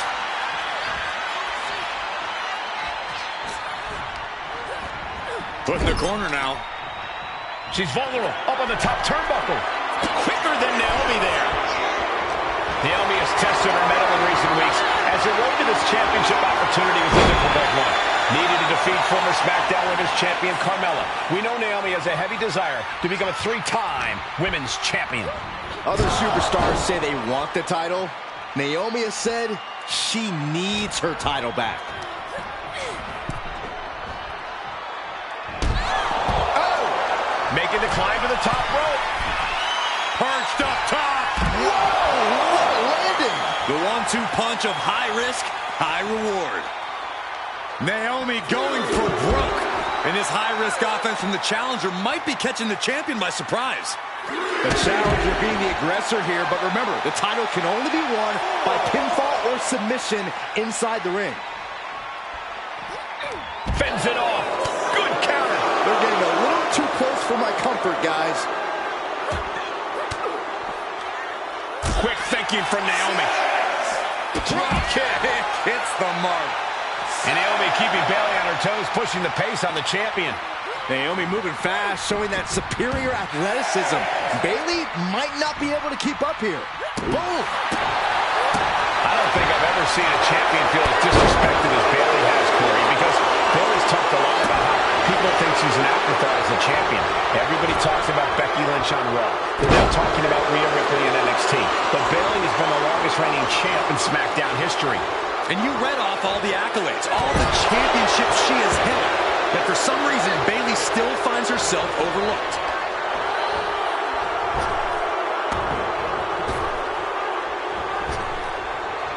Drop kick! Oh, great height. Punch right to the face. Shoulder tackle after shoulder tackle. Evaluating their opponent. Now slingshot, guillotined, leg drop. And I think it was you, Byron, who asked Bayley if she changed. And she said, I didn't change. I just did what I had to do and look what I've done. Well, you're right. Love it or hate it, Bayley's doing what she's had to do by hook or by crook to maintain a stranglehold on this. Got the cover. Looking to hang on to the title. Kicks out before one. How?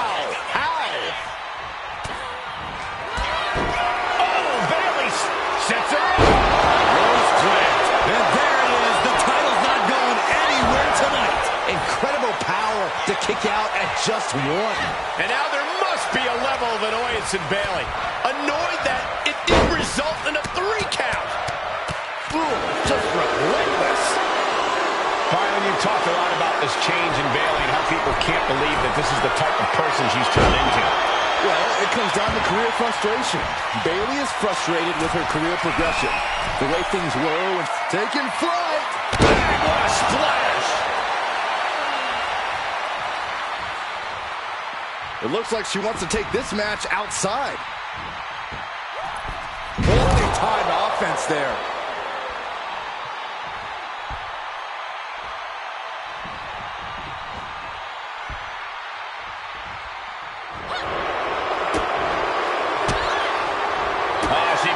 To reverse it. Oh, look at head scissors. Can you still feel the glow when the lights are out?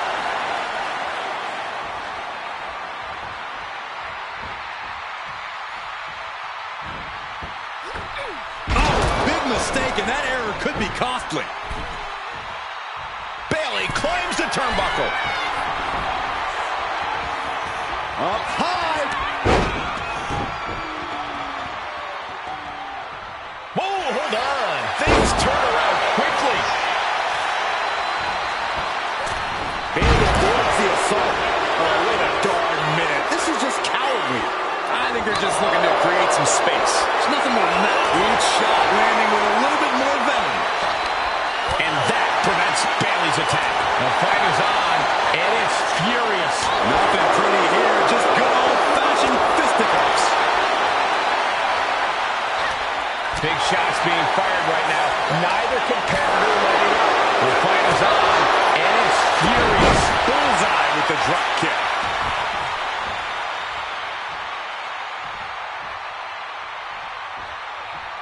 On the top rope now. Up on the top rope. After part of town for these two competitors. This could go south in a hurry. Here we go. Superplex. Vicious double axe handle.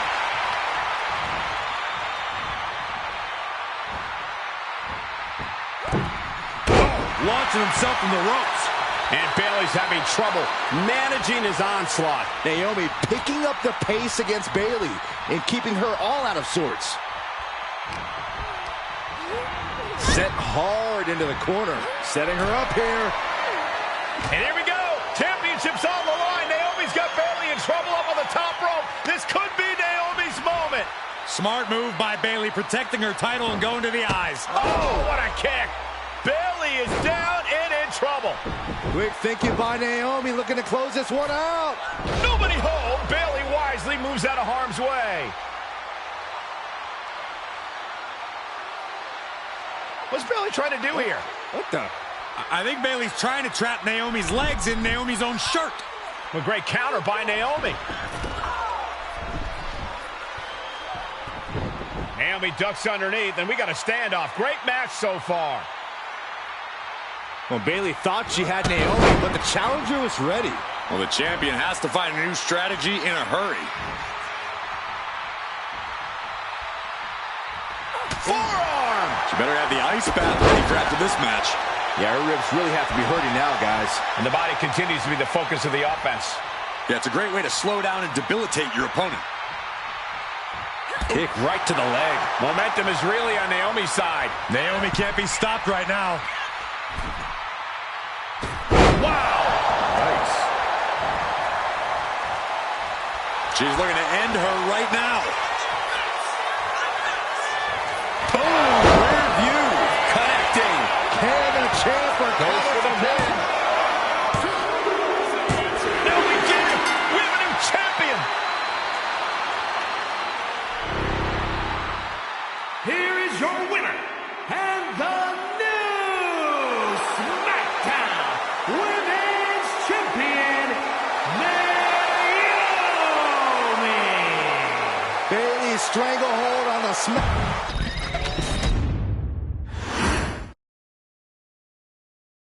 Ladies and gentlemen, if it weren't for the next two superstars in our showcase, none of this would be possible. Because without Afa and Sika, without the Wild Samoans, there truly is no dynasty. While it was their father who made the blood oath with High Chief Peter Maivia, it was Afa and Sika who built the family up, training generations of relatives, all with the single goal of becoming the best professional wrestler on the face of the planet. And while the two would together be WWE Hall of Famers, based solely on their work as trainers and cultivators of the next generation, their in-ring successes only add to their immortality.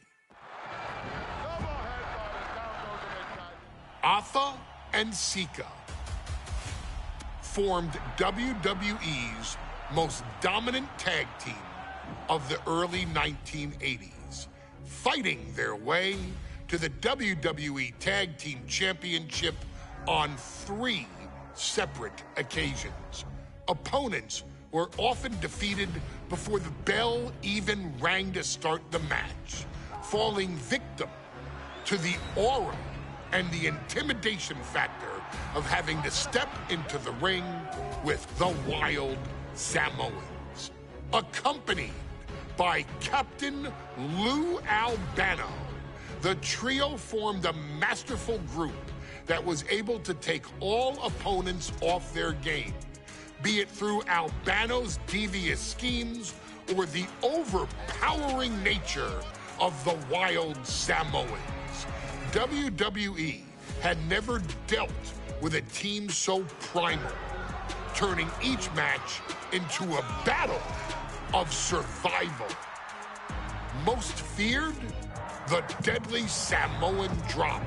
A move that has been imitated by many, but duplicated only by a chosen few. There they are, the Wild Samoans. These are immigrants coming from the island, trying to figure it out, trying to find a way. I couldn't imagine being these men. I couldn't imagine taking on these responsibilities of setting the tone in a whole new country. And then trying to break into entertainment on top of that. But they made it work. And that's what we are. We're workers. We make it work. These tribal elders set the standard for all of their descendants to not only follow, but they also taught their descendants how to surpass it. So beloved were the two that perhaps no moment holds more significance to your tribal chief, Roman Reigns, than when he was presented the Ula Fala by his father Sika and Uncle Afa after the 2020 Hell in a Cell event. You see, it was their acknowledgement that gave Roman Reigns the unshakable confidence to continue his journey to becoming the greatest of all time. The utmost respect, love, and gratitude for those men.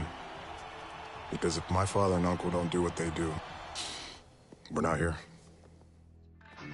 We now humbly present to you the honor of walking in the famed footsteps of the Wild Samoans, finding a tag team in WWE's long and storied history that we felt would test the Wild Samoans was not an easy task.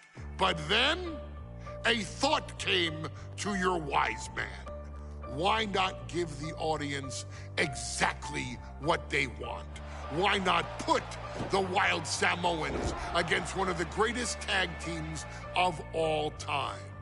Why not present Afa, Sika, the Wild Samoans versus Bubba Ray and Devon, the Dudley Boys? And if we're going to go that far, let's do it in a tables match. Showcase that savage brutality that made both teams the eternal legends we know them to be. No pinfalls, no submissions, no rules. Just be the team that avoids being put through the table, and you will emerge victorious. And with these four men, you better believe that things are going to get extreme.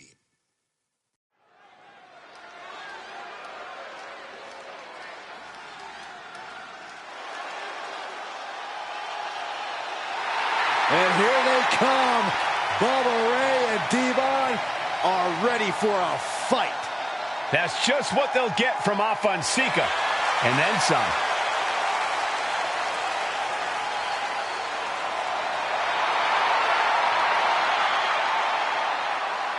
The following contest is a tag team tables match. And at a combined weight of 603 pounds, Bubba Ray and Devon, the Dudley Boys. It takes a strong brotherly bond to agree to go into battle against the Wild Samoans, but that's exactly what Bubba Ray and Devon have. I have a strong feeling this match isn't going to be for the faint of heart. Well, look, the Dudley Boys may not... Guys, this is going to be a great one. You can feel the electricity already. I feel the excitement and some fear, too. Accompanied by Captain Lou Albano at a combined weight of 645 pounds. Afa and Sika, the Wild Samoans. This tables match might be a dream match for many, but for both the Wild Samoans and the Dudley Boys, this is about to be one team's greatest nightmare. Up on Sika, clearly not looking to back down here.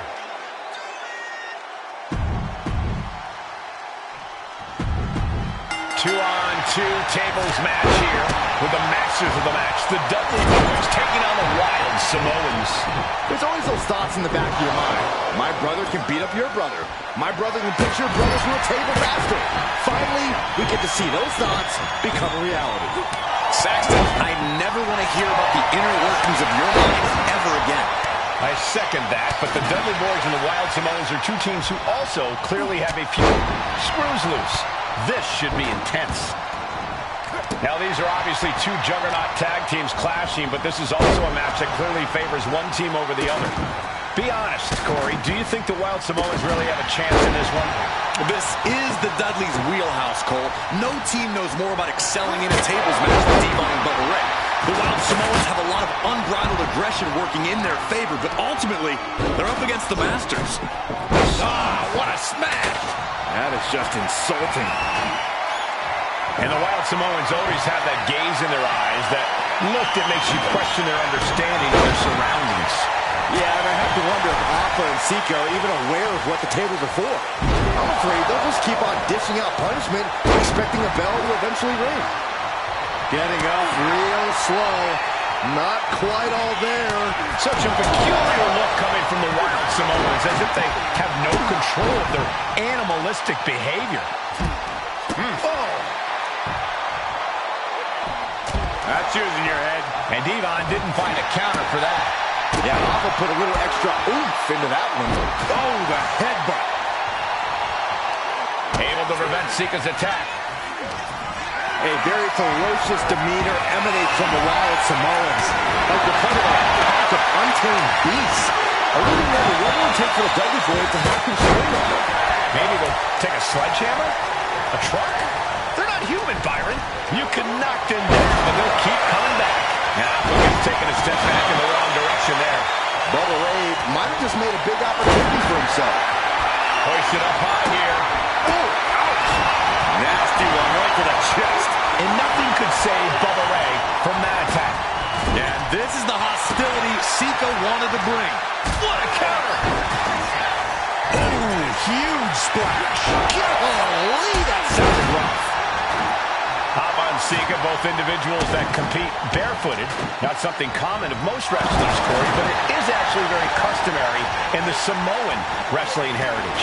It's how they Popped up into the Samoan drop. Incredible. Alpha and Sika might have just shown us the prelude to the Dudley's demise. I guess he thinks the one thing missing in this match is a steel chair. Oh, my God. Here we go. We are witnessing a malicious string of attacks right now. Oh!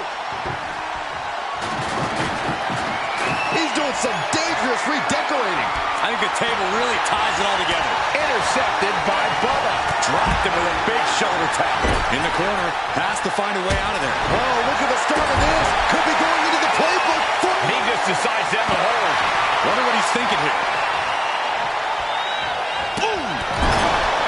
I still can't get over the look I always see on the Wild Samoans. It's like they have a one-track. Devon Dudley looking to take this one biblical. Shot him down with saving grace. That was the Dudley Boys showing the Wild Samoans what tag team wrestling is all about. He has to be suffering here. I highly doubt anybody's going to throw in the towel, though.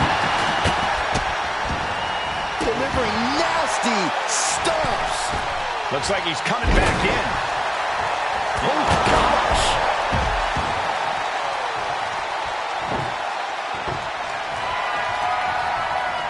Bringing the focus to the temple, hoping to disorient.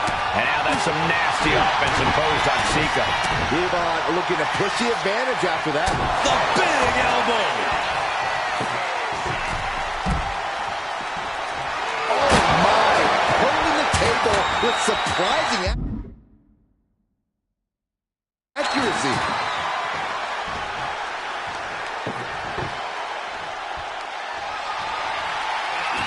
That's how you wear down your opponent. Cranking the head. The Dudley Boys came in tonight knowing they had to turn up the dial. The Wild Samoans just took a bumpy trip to Dudleyville. Here goes Nos and Monitors. This table's about to serve a very different purpose. Oof, elbow drop. This match has spilled out to our announcers area. Let's hope they take it back in the ring soon.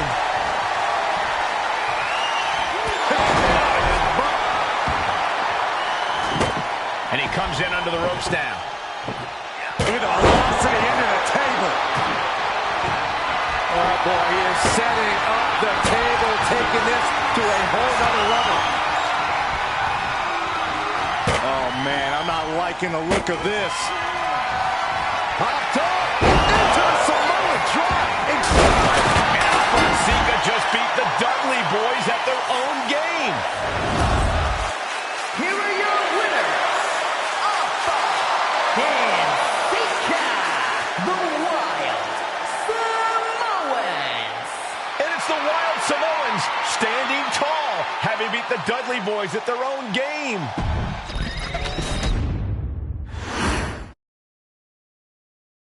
From the very moment he arrived as the enforcer of the bloodline, Solo Sikoa has taken every brutal, savage element of his predecessors and refined them into a near-perfect smashing machine. Even in the year before his arrival, Solo raised eyebrows and garnered buzz while competing in NXT. But nobody could have predicted just how smoothly his transition to the main roster would go. And before I go on any further, let me make one thing perfectly clear. I'm only saying what I'm saying about Solo Sikoa because I am a wise man. I'm a professional.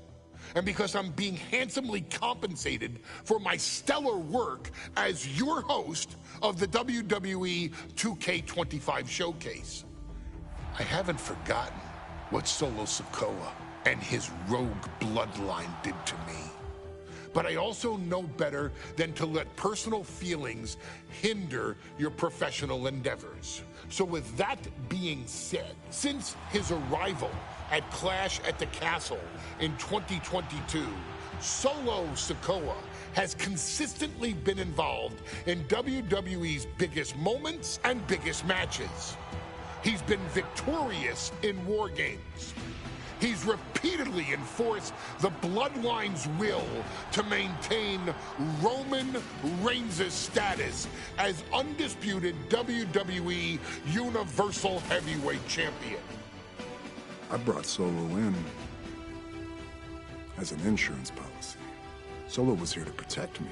Solo was here to maintain the promised land. He's violent. He's strong, he's fast, he's all those things. And he betrayed me.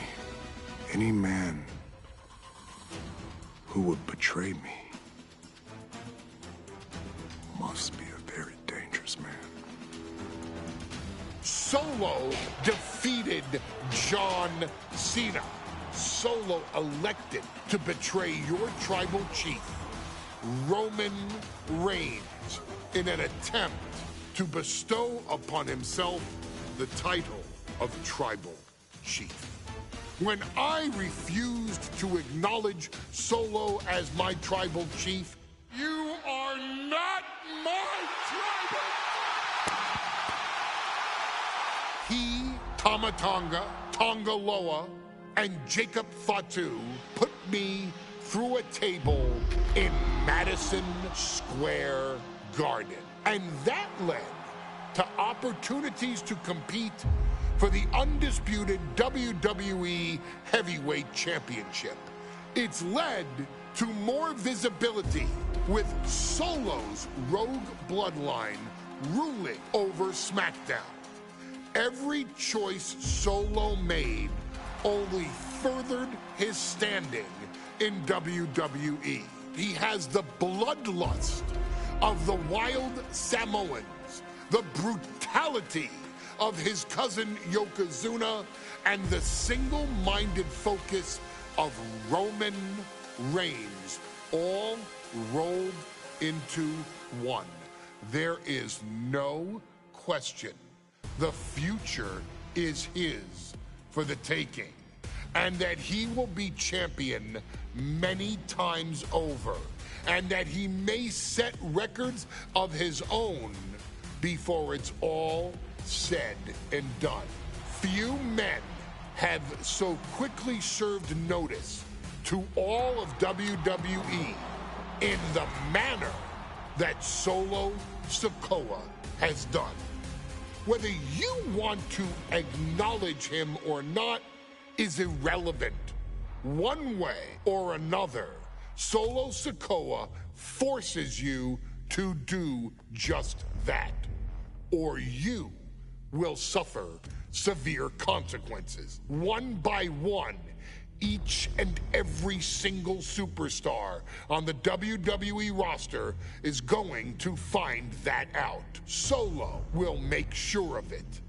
I, of course, will simply await any and every opportunity for your tribal chief, Roman Reigns, to teach Solo some manners.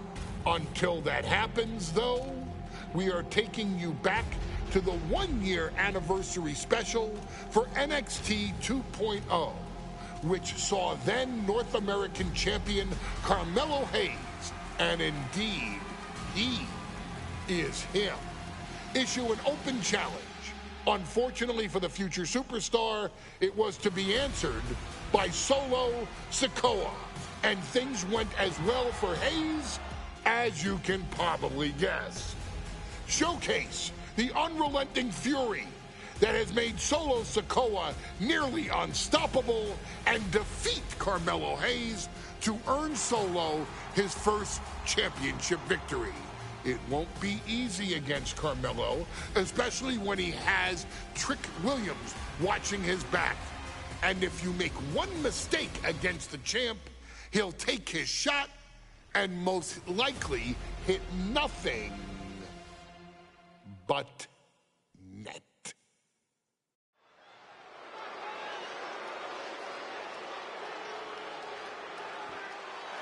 Here comes the A-Champ.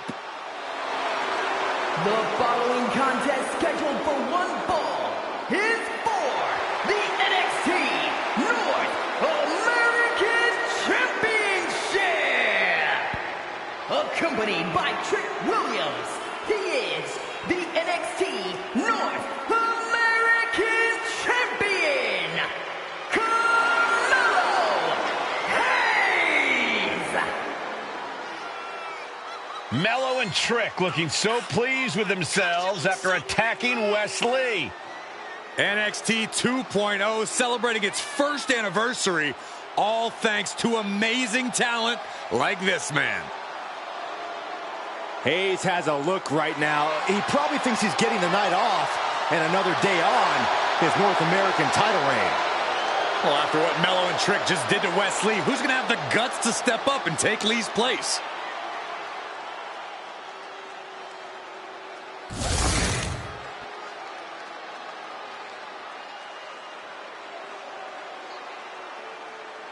What?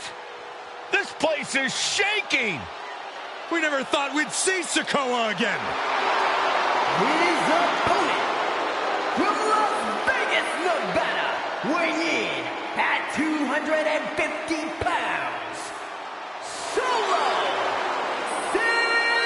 Sikoa! And Solo is dressed to fight, too. I really didn't think we'd see him again. We saw him at Clash at the Castle 10 days ago, where he cost Drew McIntyre the WWE Universal Championship. Well, as far as I'm personally concerned, Sikoa isn't welcome around here. Mello needs the night off. Well, Mello talks about wearing the biggest crown in the WWE, but it's Sikoa who sits at the biggest table in WWE. Well, he wasn't exactly invited to sit at this table now, was he? We said to expect the unexpected. Is this title match going to happen?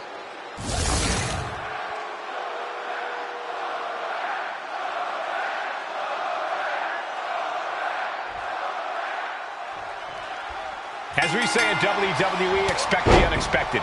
We expected Wesley to be Carmelo Hayes' opponent here, but instead, we have the surprise return of Solo Sikoa as he's claimed his title opportunity. Solo Sikoa, fresh off joining the Bloodline, is here. He has answered the call, and we indeed have an NXT North American title defense tonight for NXT 2.0's one-year celebration. Did you see Melo's reaction when Sikoa's music hit? Hayes looked like he saw a ghost.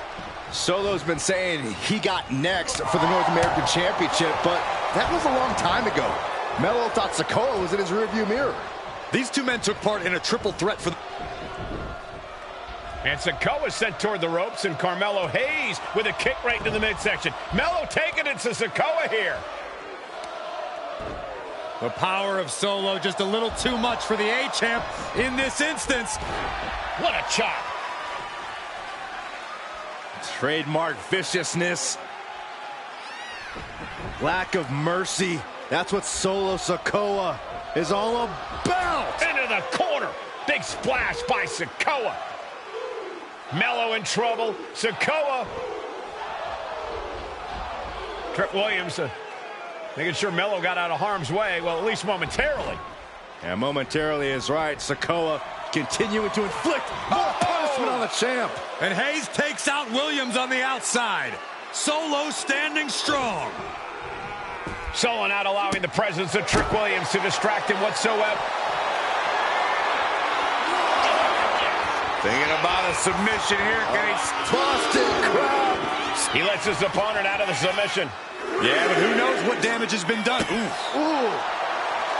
Let me point out that this is brutally unfair to the A-Champ. He prepared for Wes Lee or a night off. Now he's not getting either. This is ridiculous. The advantage is clearly in the hands of Solo Sikoa, who's had something up his sleeve all night. Well, you think Melo is regretting the attack on Wes Lee earlier tonight? Hayes regrets nothing. Don't you dare second-guess the A-Champ, Saxton. Punch!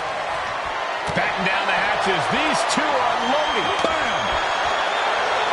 Just teeing off with that fight forever vibe. So much pride, so much resiliency on display.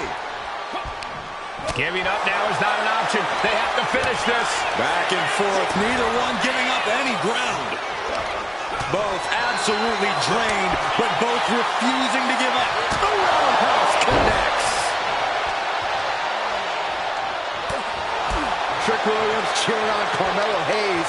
You cannot deny the impact Trick has had since he joined his childhood friend's side. Yeah, that decision to bring... looking to end this. Into the pin. Title on the line. Oh!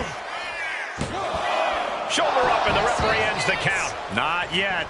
He's getting fired up now, really feeding off this crowd.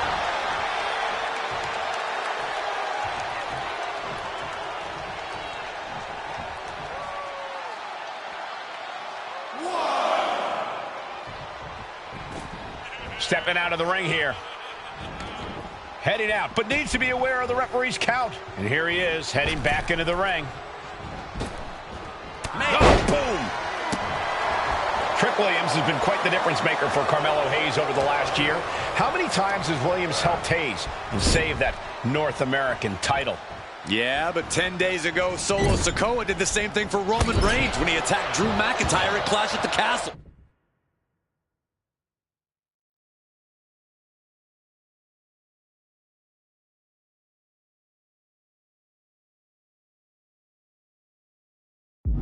Sikoa has blood on his hands, too.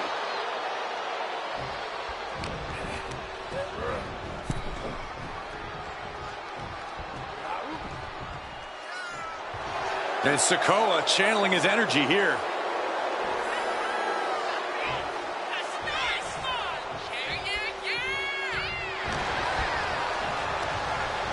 Put into the corner. What could be next? Point of the elbow finds the mark.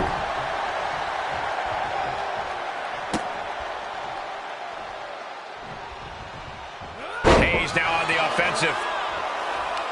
What a main event this has been for the one-year anniversary of NXT 2.0. Without this rebranding, Solo Sikoa may have never had the opportunity to show the world what he can do.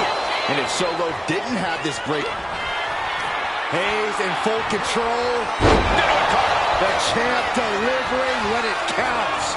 Cashing in on that effort. I was not expecting that from him at this point. Listen, that should have ended things.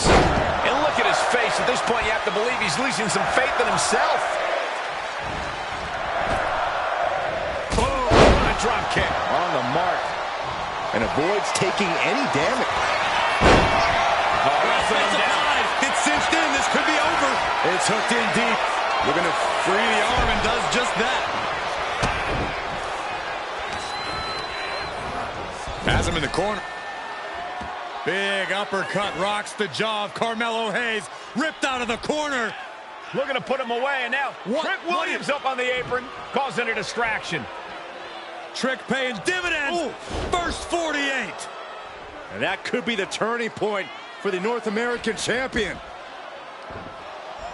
Oh, Samoa drop by Sikoa. Cover now for the win. Hayes kicks it too. And Williams once again on the apron. You can see how concerned Trick Williams is that Carmelo Hayes' championship hopes, might be fading away. Super kick drops Williams. Hayes picked out of the sky. What a spinning solo. Is that it for Carmelo Hayes? Trick is out. Carmelo is dazed. Here's your chance solo. The title could be yours. Winding up. There's a Samoan spike. Ouch. And going for the challenger comes up big. What the? Sikoa is the new champion. Here is your winner,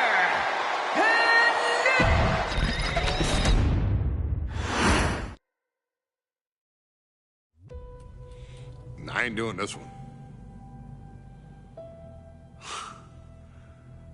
We can have all the fun we want with these video games and this showcase and these fantasy matchups like Offensika versus Bubba Ray and Diva. I'm not doing shtick about Roman Reigns and Seth Rollins.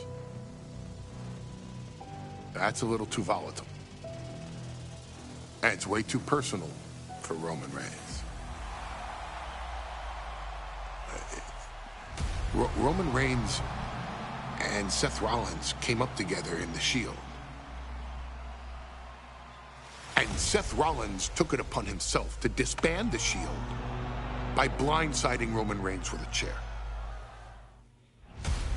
At WrestleMania 31, Roman Reigns, in the main event of WrestleMania, was about to win the WWE title when Seth Rollins cashed in Money in the Bank and stole the main event, the match, and the title from Roman Reigns. Roman Reigns lost the undisputed championship after almost 4 years, the greatest title reign of all time, to Cody Rhodes. Not because Cody Rhodes was the better man, but because Seth Rollins was right there. And the seduction, the bloodlust that Roman Reigns had for that moment of revenge was too much for Roman Reigns to give up. And for the first time in Roman Reigns' life, he took his eye off the ball for that much time and smashed Seth Rollins with a chair, the same way Seth did a decade earlier to Roman. And that moment gave Cody Rhodes all he needed to end the most historic title reign in WWE history.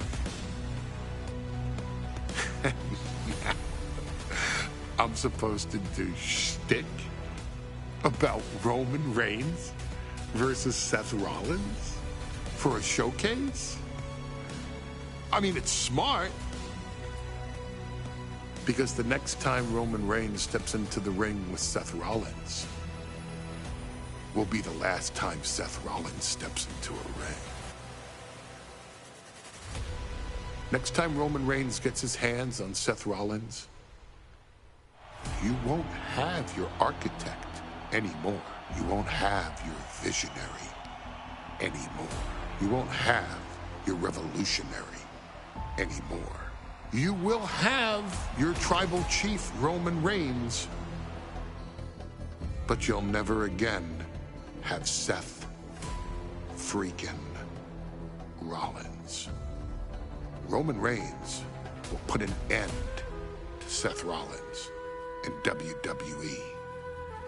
And then the only way you'll ever be able to see Roman Reigns versus Seth Rollins will be in the WWE 2K25 showcase. Roman Reigns versus Seth Rollins from the 2022 Royal Rumble. And that's not a prediction.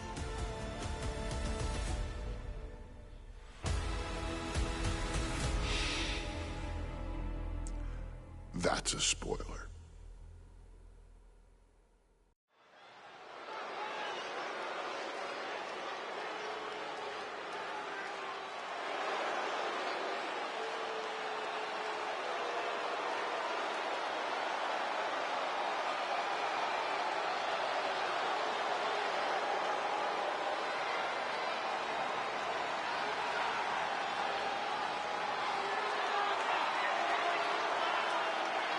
The big question as we kick off Royal Rumble, will Roman survive tonight? Well, the man who's walking down the aisle here in front of 44,000 plus is the greatest champion of all time, transcending the business. And tonight, it's personal.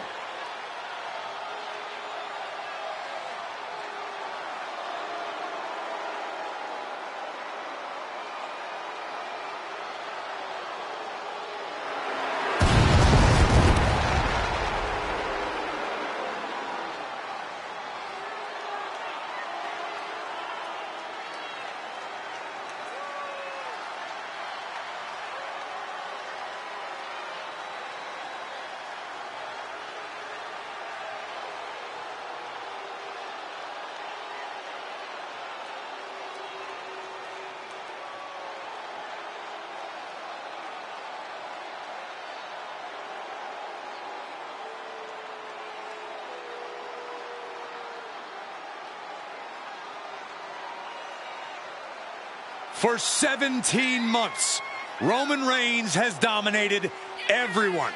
And luckily for Roman, he's had a special counsel and his cousins to help him keep cool, keep focused, and concentrate on the business at hand. Now Paul Heyman is gone, and the Usos are barred from ringside. And without those calming forces, Corey, cracks started to form last night in Roman's armor. No telling how Roman's going to handle things on his own. It's been years since he competed on his own. But that's the situation we're seeing right now for the Tribal Chief.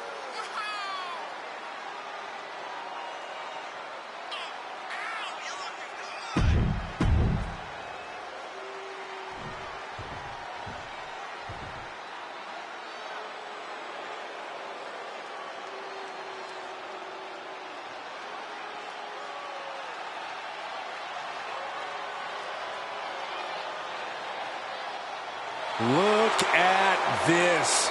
Even more mind games from Rollins. As we heard that music pop right there, the Shield, you can't help but have a little nostalgia. You can't help but think back to the glory days of when the Shield would go to town, beating everybody down. Until that man right there, Seth freaking Rollins, decided to tear it apart. Seth Rollins says he knows Roman Reigns so well. He knows how to prey on the insecurities of the Universal Champion. He knew there was one thing that Reigns will never get over, and that...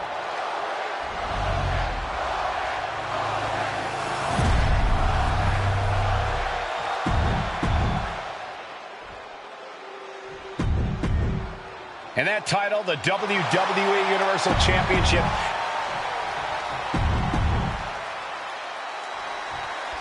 The Royal Rumble Premium Live event kicks off with a match between two former brothers. Roman Reigns in his record 516-day reign as Universal Champion versus Seth Rollins, donned in the old gear that they used to wear in the Shields. Rollins looks very comfortable in that tactical vest yet again. But he's even more comfortable inside the head of the tribal chief. We haven't seen Roman with this type of look, this type of confusion in 500+ days. Even before Seth put his gear on, he came into this match with a clear-cut advantage.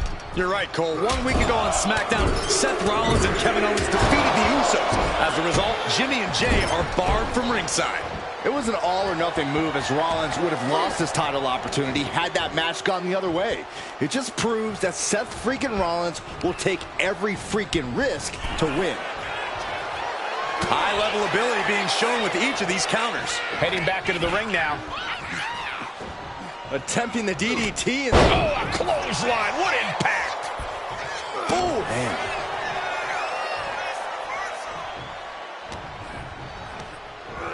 Goes into the corner.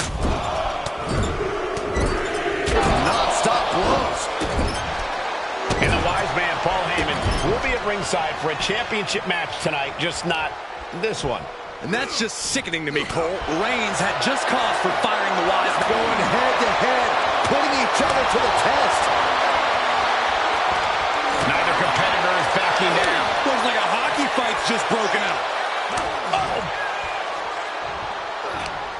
Slugging away with everything they've got. It looks like we've got ourselves a brawl here.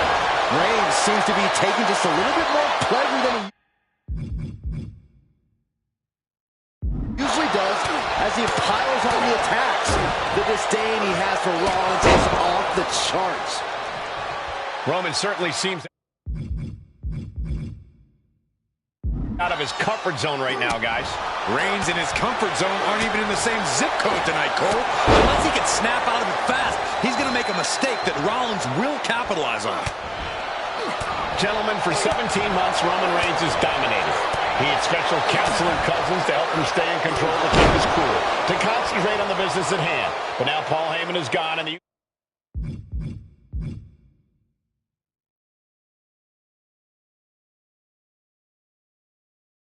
Usos are barred from ringside. Without those calming force. Oh, skull shoulders down here. Covered. We're going to shut this down. Kicks out. Now the pin for the championship. The champ with a surprisingly quick kick out. How on earth could he not keep him down for even one at this point? Referee in the way. This is a situation you want to avoid. We know what's racing through his mind. No. With the counter. Goes under the ropes and into the ring.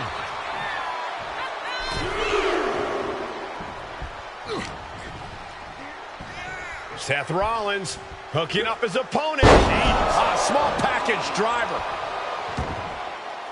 Good technique reversing Rollins. Man. And he counters. He avoids the contact. What a reversal by Reigns. And there's a good blow to the body. And his stamina's going to drain fast, taking shots to the torso like this. What a headbutt. Vicious.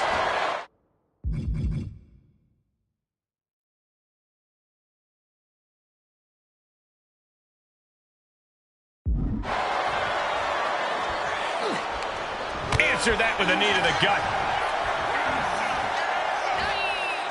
He saw what was coming there.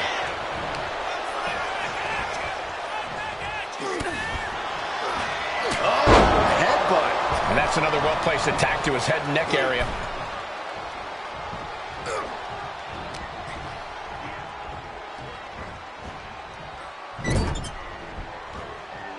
And he scores a reversal on Rollins.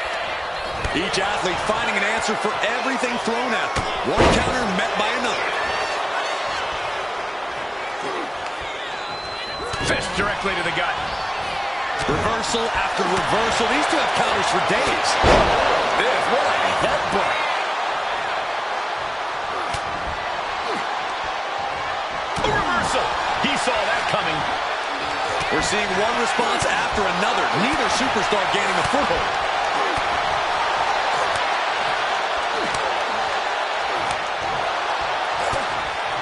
Oh, target acquired and destroyed.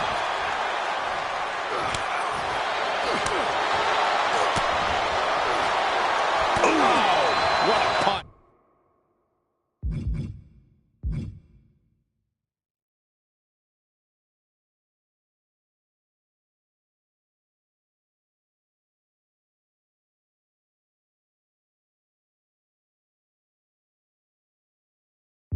That's how you stop your opponent. And the damage to the torso is just piling up. Each blow to the midsection just compounding that pain. And clearly some targeted offense coming his way there. Going after your opponent's head is brazen, but very effective. Several reversals. Neither superstar able to penetrate their opponent's defense. Rollins can't find any reprieve right now. The power and rage of the Tribal Chief is just overwhelming Rollins here. Right to the back of the neck. What a blow. Good night. And this one could be moving to ringside.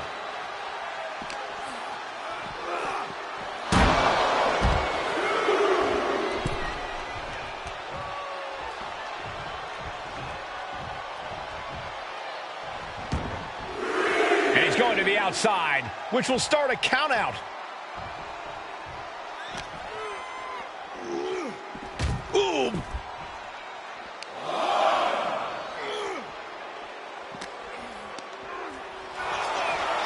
The stomp has been so effective for Rollins, but he might have an even more dangerous move this night with the pedigree. Indeed, the pedigree made famous by a man who's been part of the story since the beginning. Triple H, the man who manipulated Rollins into turning on the Shield, became something of a father figure for Rollins.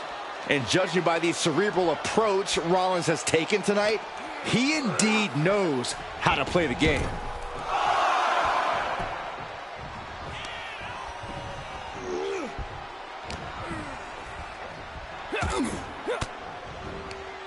Forks the move by throwing it. Finds the roll-up. The referee doing their job. See him clearly in the ropes. Rollins on the move! Stop! We can have a new champ here. Looking for the win. Wasted no time kicking out there. What's it going to take to put this match away? Seth Rollins in deep thought, hoping to conjure one last move to win this. Reigns, Rollins, both men are waging an epic battle. For years, these Shield brothers would go town to town and beat the competition to a pulp. Tonight, they're doing it to each other. Gets lifted into position. All the way down. The Tribal Chief has been dominant over the last 516 days since he captured the Universal Championship. Month after month, he's dominated every top contender on the SmackDown roster. Roman Reigns has beaten big names over the last year and a half. But Braun Strowman, Rey Mysterio, the Demon Finn Balor, even Reigns. This might be it. The champ might keep it here.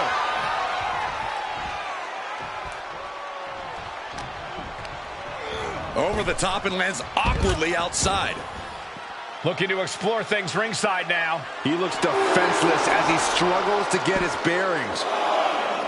Reigns hits it! The champ is in control. I don't even think Roman's aware of where he is anymore. He has tunnel vision for Rollins. The only thing the Tribal Chief is seeing right now is red. And heaven have mercy on... And here's Reigns now, misses wildly with the clothesline attempt. Spear! Spear by Reigns! Roman Reigns from out of nowhere with a spear! That could end it for Rollins if Roman could just make the cover. Roman trying to fight through the pain. Oh my, guys. Guys, look at what Rollins is doing.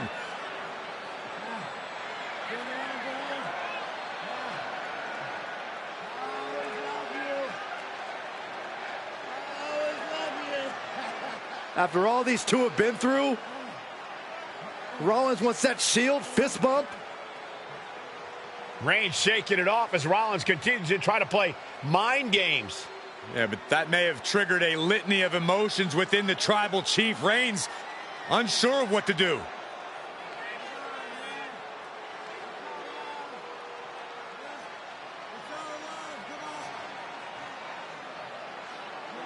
Roman Reigns determining what to do now. Will he slay his former brother? Reigns now. Look, gonna lock in the guillotine. Submission move locked in. Submission move locked in. Rollins in major peril right now. Rollins looking like he's starting to fade.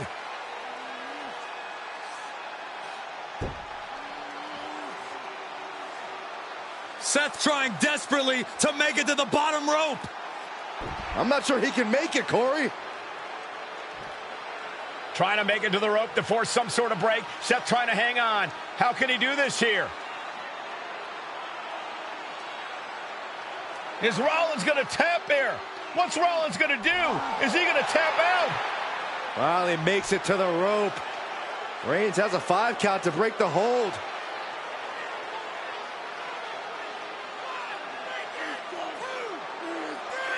And Reigns breaks the hold here. Roman breaks the hold, and this match continues. It just shows you how locked in Roman Reigns is to winning this match.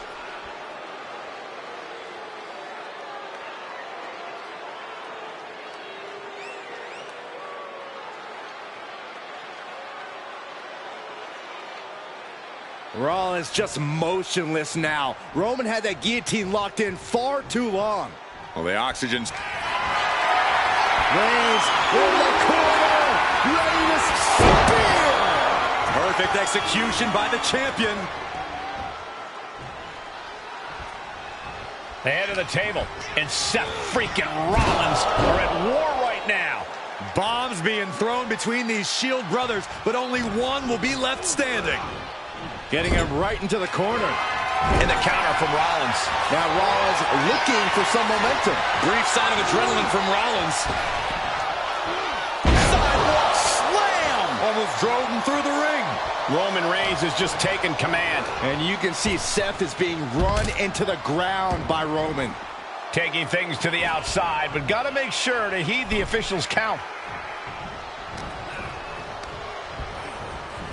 Just sent crashing to the arena floor.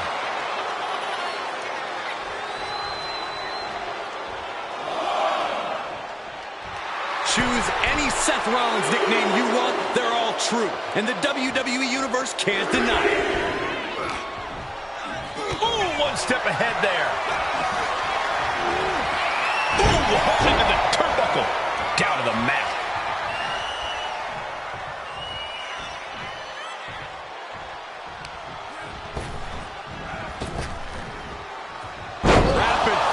Samoan drop. Seth Rollins just getting dismantled. Right now, Seth is unable to evade Roman's offense. Superman punch! Spear! Consider your title dreams dashed after that. Into the cover. And Reigns retains the title.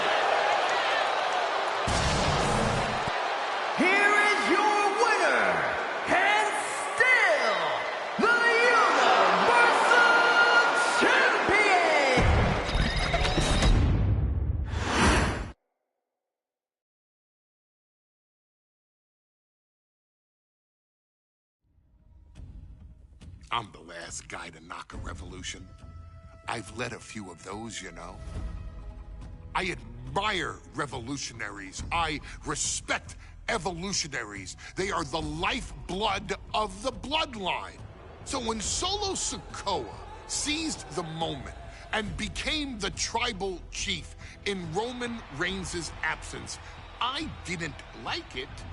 I don't even think I respected it. But something deep down in me admired it. That took some forward thinking.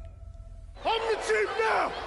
Now we all know what happened when the OG bloodline, led by Roman Reigns, faced the new rogue bloodline, led by Solo Sikoa, in the War Games.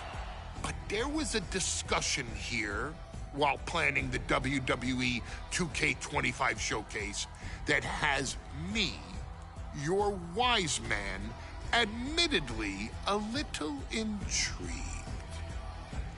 What if War Games was limited to only OG Bloodline, no honorary uses, versus Solo's Rogue Bloodline, no honorary uses? It's 4-on-4 Roman Reigns. The Usos, Sami Zayn, versus Solo Sikoa, Tama Tonga, Tonga Loa, and the most dangerous new competitor WWE has ever seen, the Samoan werewolf Jacob Fatu. What happens then? This is your moment to determine who is the real Bloodline. This is your moment to determine who is the only Bloodline. This is where the Bloodline's legacy and the Bloodline's future is in your hands.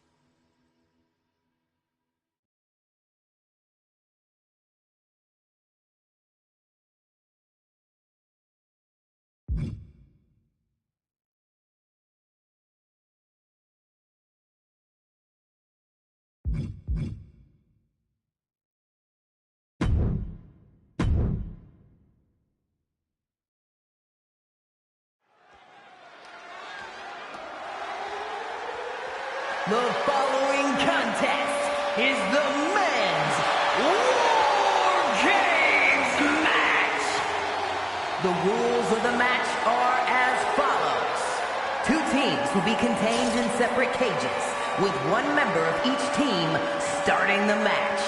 At regular intervals, alternating members from each team will be released to enter the match. The team with the advantage will be the first to have a member released into the match. Once all competitors have entered, War Games officially begins. The match can be won by pinfall or submission. Exiting the cage will result in a forfeit. And now, let the War Games begin!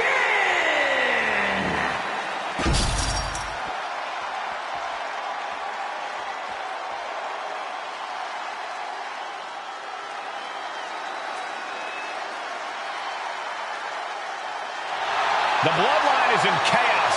This wrestling dynasty is on the brink of collapse. This conflict goes far beyond acknowledgement, Michael. This man and the original Bloodline are fighting for their livelihood. Introducing first, from San Francisco, California, weighing in at 242 pounds, main event, Jay Uso! This man and the rest of the original Bloodline is under attack. The new Bloodline will do whatever it takes to wipe out the old guard. But this man and the rest of his crew will not go down without a fight. This is a power struggle that could not be contained by a traditional 20-by-20 ring. He's ready to bring the heavy fire to the new Bloodline.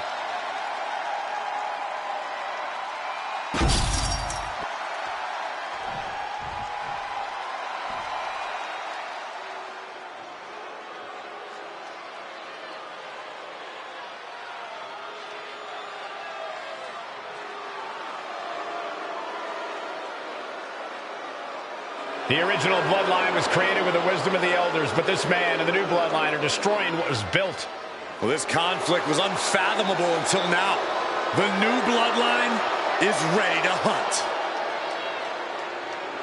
And from Sacramento, California, weighing in at 285 pounds, the Samoan werewolf, Jacob. And gentlemen, it is time for Bloodline War Games. Roman Reigns, the Usos, and Sami Zayn versus Solo Sikoa, Tama Tonga, Tonga Loa, and Jacob Fatu. Both of these sides have a deep and abiding hatred for one another. Solo felt he was held down. His crew never called up during Roman's time as the Tribal Chief. But most of the men on Roman's side were unceremoniously removed from the bloodline, courtesy of Solo Sikoa. And those who weren't have faced continued attacks from the new bloodline. And the winners tonight are very likely to be considered the true bloodline by the WWE Universe. Let's see who comes out on top tonight. I think tonight is going to be a breakout performance for Jacob Fatu. So much raw talent in that young man. Every bloodline member, new and old, is a generational athlete. But Jacob seems to be a step ahead of every one of these men at times. Many already believe Jacob can take the mantle as the leader of the bloodline. If he's the one to earn the victory tonight, his time as the Tribal Chief may come sooner than anyone thinks.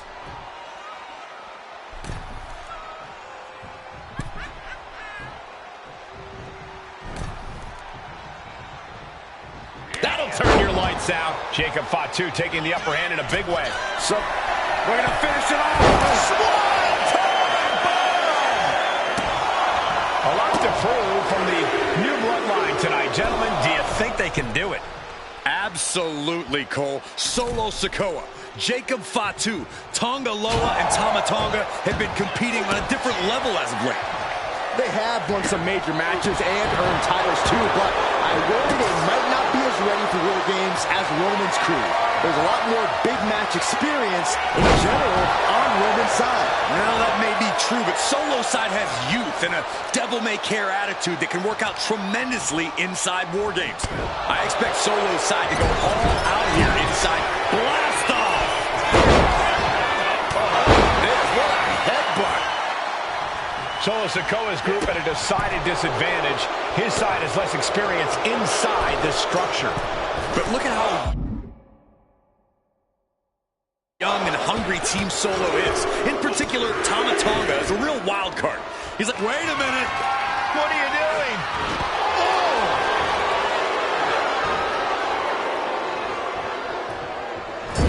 Some mental chess here. No, what is he doing up there?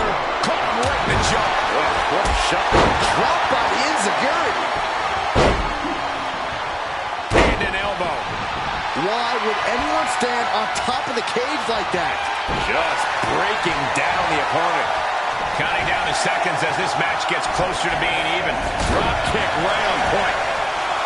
If there's one man here with the most to prove, it's got to be Tonga Loa. We've often seen that the man with the most... A long way down from there, but it looks like he has a plan. Oh, my goodness. Up from up there. And looking at Jacob Fatu, and he's clearly on his last legs now. I think we can consider this the beginning of the end, gentlemen. A lot of damage taken on by Jey, so I'm not sure how this will pan out. And his body has to be in extreme amounts of pain right now. From way up, diving double axe handle. Man, what timing on that counter.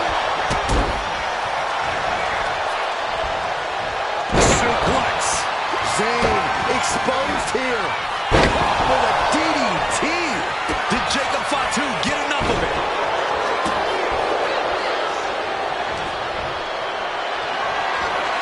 Uh-oh. Has to find a way out of this. Going up the cage now. Must have some sort of strategy in mind. Looking to finish it off. Swanton bomb. Look at this. Jacob is holding in. Setting up again. And looking at Jacob Fatu.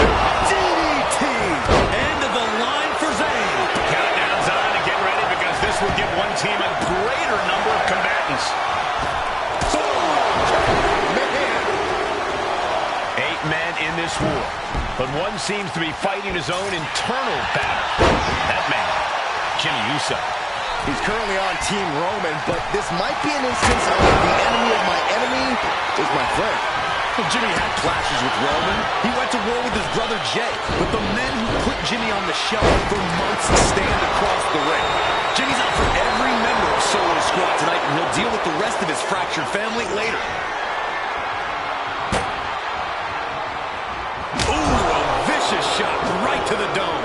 And entering into an absolute war zone, giving the troops the boost they need. Oh, backhanded finds the mark. He can be starting to really struggle in this match. And Zayn getting knocked around there. Oh, bloodline. Oh, my goodness.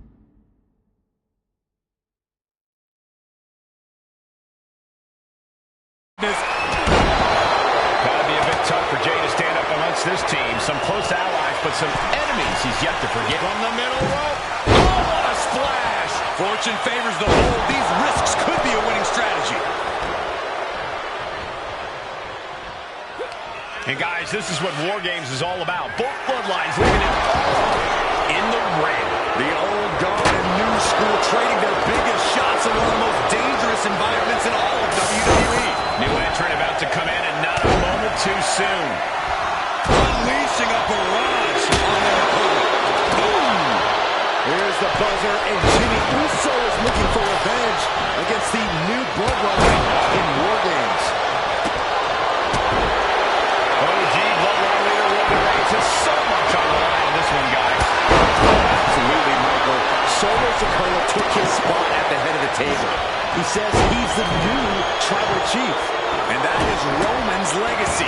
Those names, this group, they mean something. But the bloodline represents all that Roman has built in his career. And he needs to take it back tonight. Oh, the rear super kick. From behind, nasty. Picture perfect backbreaker.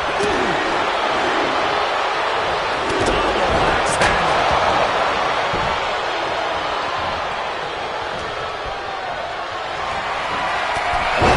Goodness. Solo Sikoa, leader of the new bloodline, has called himself the head of the table. Called himself tribal chief. And when he asked the WWE Universe to acknowledge him, we're hearing more and more of the crowd agree. The Solo has grown in power with big wins and title reigns, but this is his biggest test yet. Oh my goodness, unreal athleticism from Jacob Fatu. Jacob about to end this fight. Counting down the seconds until this match becomes a bit lopsided. The full-on smash combo. Oh, and now the new trouble. Both wrists captured. Man, knee strike. Does Jimmy have any fight left? And Jacob Fatu is having to fight Roman right to him there. Attacks like that one will continue to get Jay his respect.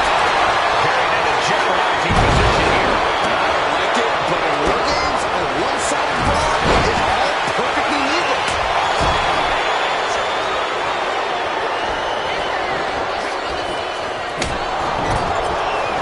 Climbing the cage. Honestly, not a... Both wrists captured. Tonga Loa put a stamp on this one.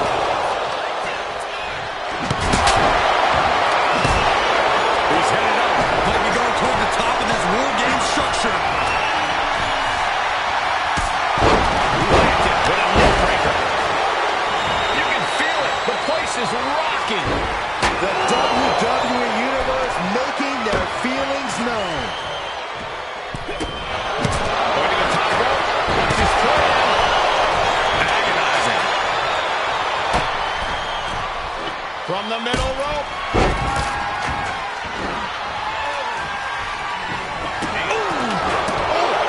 The timer is running out, and this next competitor will equalize. Take on. Jacob Fatu taking flight with the moonsault. And it can be all over for Jay. And the tribal chief is now entering Bloodline War Games. This will turn your lights out in a hurry. Looking out of the ring for reinforcements. He's about to do it. He's about to do it again. Ooh, DDT delivered. Jacob about to end. Both wrists captured. I would imagine there's much left in the tank. Could be getting into a dire situation soon. Jey Uso putting Solo in his place. This could be crucial. Right in the kidney, golly. The adrenaline is pumping,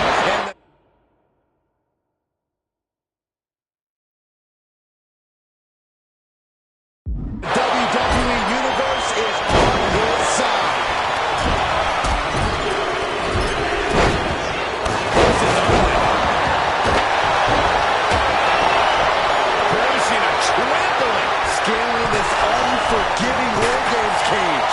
And Tonga won't be having a good night if he allows more offense like that. Jimmy took plenty of pride in Solo. Capitalizing on Sikoa's mistake. Uso. Now Jimmy. Uso splash. Oh, covered by Sami Zayn. And Sami ended it there.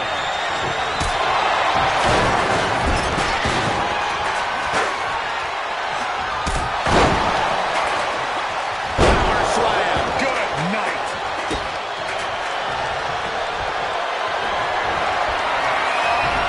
Both wrists captured. And Tonga Loa close things out. His stamina is getting tested here. Yeah, Uso. What good reason does he have to be climbing up the cage now? Watch out! In the cage, but that makes absolutely no sense. Uso splash! Jay nailed all of it. Shoulders down, going for the win. What a save. That might have been it. Gets cracked by the overhand. Can Reigns recover from that?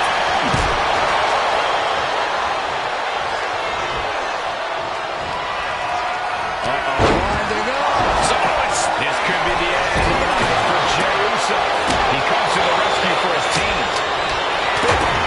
They could have got by Tonga. And look out. Here it comes. Tongan twist. Tama could end it there.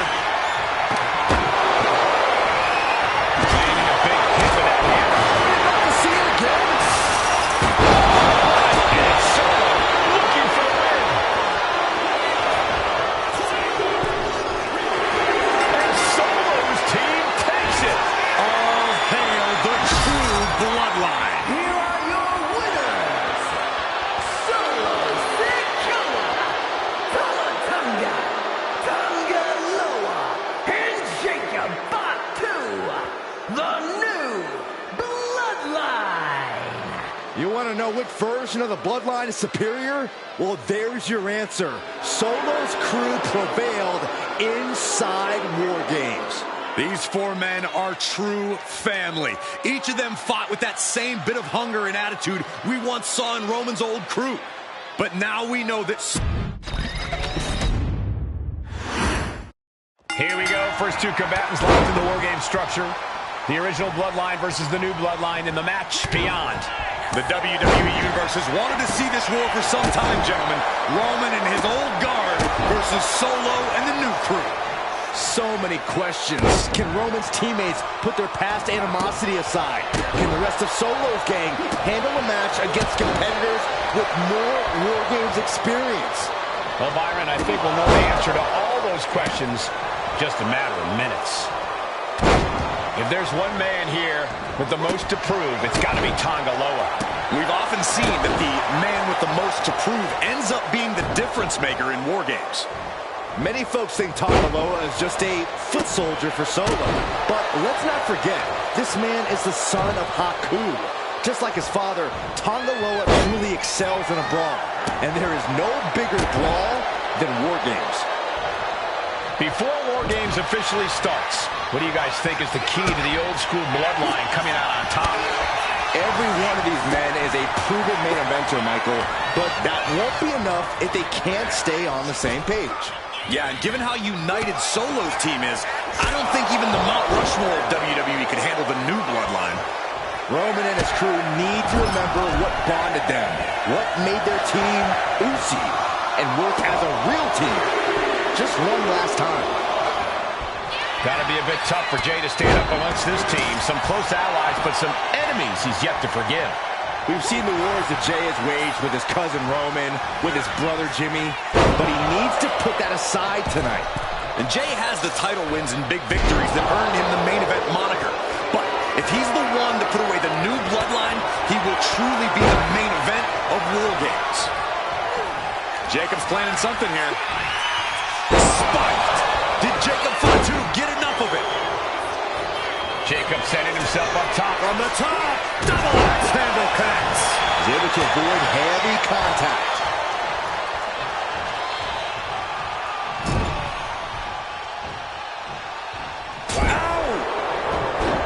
Solo Sikoa, leader of the new bloodline, has called himself the head of the table, called himself the tribal chief. And when he asked the WWE Universe to acknowledge him, we're hearing more and more of the crowd agree.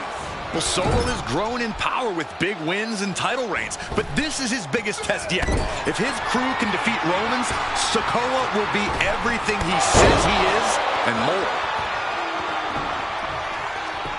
Headbutt, headbutt, headbutt, headbutt, headbutt. Just bludgeoning their opponent. We're seconds away from these teams being at even strength. Oh, and a headbutt. This War Games just got Uzi, Zayn, joining the original Bloodline side. Not a good spot to be in. Down in a hurry. Solo Sikoa's group had decided. Both wrists captured. Oh, man, knee strike. Jay is out. That is it. Up on their shoulders. Samoa drop. Incredible. Oh. Connects on the kick.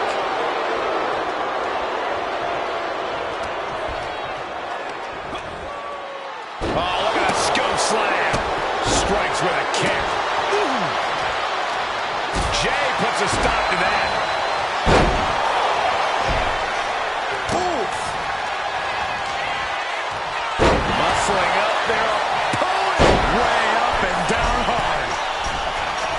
Top rope on the top. Uso splash by Jay. Will Jay end this? Effective dodge there. Oh, right into a counter. Just took a very unpleasant trip from ring to ring. Super kick. Sammy's scheme sure helping him out there. And in just a moment, the numbers have Set up for a second time. DDT! No way Sammy recovers from that. And did you hear the impact of that? Old bloodline, new bloodline, both sides engaging in a brutal battle. Every one of these men is fighting with every fiber in their being to be considered the true bloodline. 8 men in this war, but one seems to be fighting his own internal battle. Jimmy Uso. He's currently on Team Roman, but this might be an instance of the enemy of my enemy is my friend. Well, Jimmy had clashes with Roman. He went to war with his brother Jay. The men who put Jimmy on the shelf for months stand across the ring. Jimmy's out for every member of Solo's squad tonight, and he'll deal with the rest of his fractured family later. Zayn dodges just in time.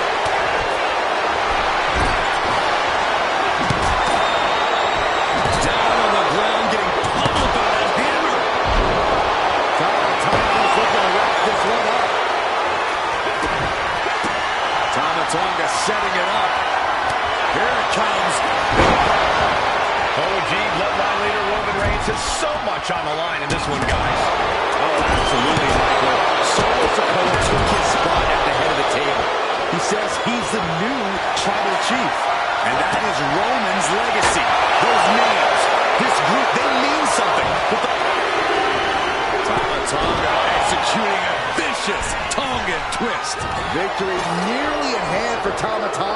The match clearly taking a heavy toll. It's time to catch that second, maybe even third wind. Tonga setting it up. Here it comes. Tongan twist. Tonga could end it there. He realizes this is his opportunity. Taking it. Both wrists captured. Sami Zayn grew so much as a member of the Bloodline, it really gave him a sense of self-worth. Yeah, but part of that self-worth came from defying Roman, from defeating the Usos, which begs the question, I wish there was a better way to phrase this.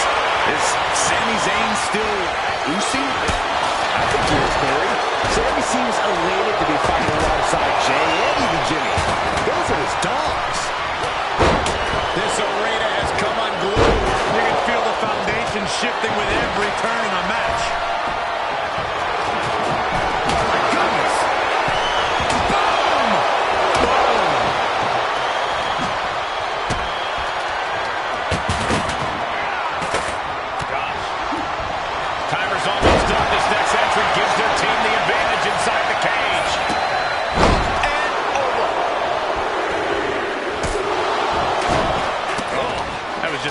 vicious.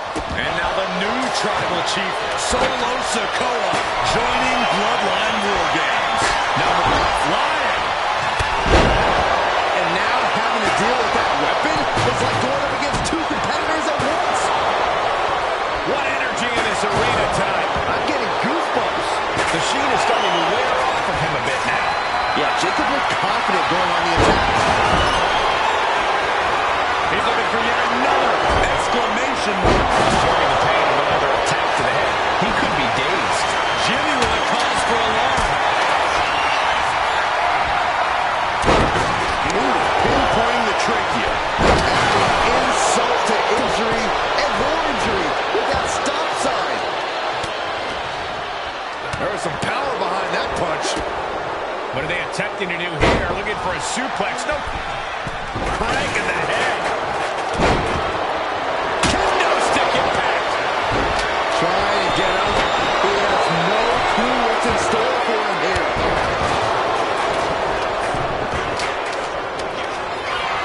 Both wrists captured. Boom! Good night. Time to roll up with a stamp on this one. Time is ticking away. Surely we'll have a fresh competitor to even the odds. His body showing the effects of this match. Calculating the next move here. Tribal Chief is now entering Bloodline War Games. Winding up. Samoan spike.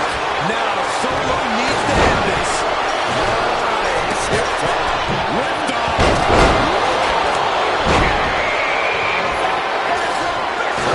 Second, he might be finding a submission hold here. Targeting the shoulder with the claw. And writhing in pain, trying to find an escape. I think He lets go of the hold, but I don't see any reason for it. we'll tell him what's going on in his mind right now, Michael.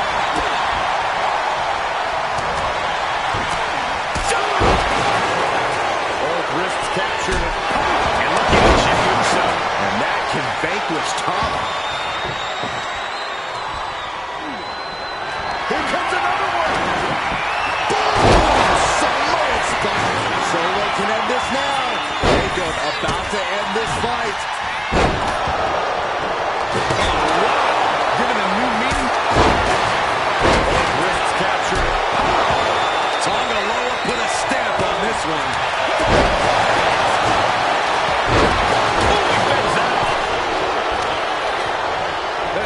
Snap suplex.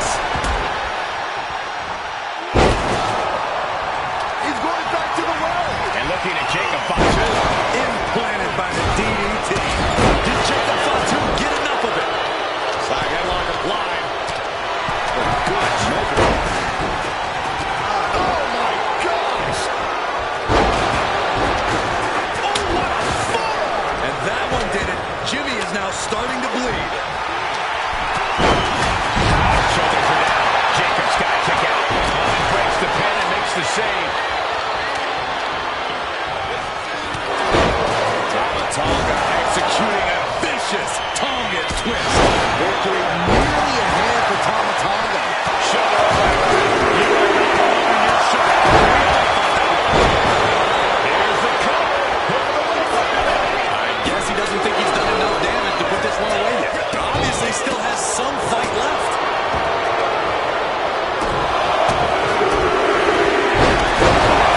Smash. Climbing up the wall now. Nasty boot by Sammy covers. Shoulders down. And the cover. What's he doing, guys? Going back into the ring. This is out of control. We can still feel the reverb from the impact of that dive. This has to be it. And now Tama Tonga. He just put it to the table. And who knows what he's thinking. Solo's team takes it. All hail the true bloodline. Here are your winners.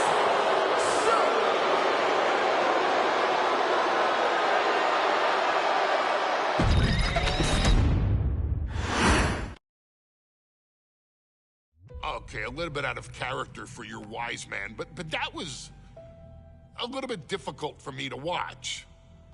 Seeing this family splinter into two groups, fighting against each other, it breaks my dark heart. But they're all grown men, and you settled the issue. Now let's give Solo credit. Forming Team Solo was, of course, his usual backup of Tama Tonga and Tonga Loa, the sons of Haku, feared as one of the baddest men to ever walk planet Earth. Along with them, the Samoan werewolf, Jacob Fatu, son of Tama, also known as TK All Day, the Tonga Kid, another fearsome competitor from WWE's golden era. But did you know that Haku and Tama once comprised one of WWE's most impressive tag teams? Haku had been considered family by the Dynasty for years on end, and his teaming with Tama, brother of Rikishi, solidified this for eternity. The Islanders were a formidable test for any tag team in WWE in the late 1980s, competing against teams like the Hart Foundation and the British Bulldogs.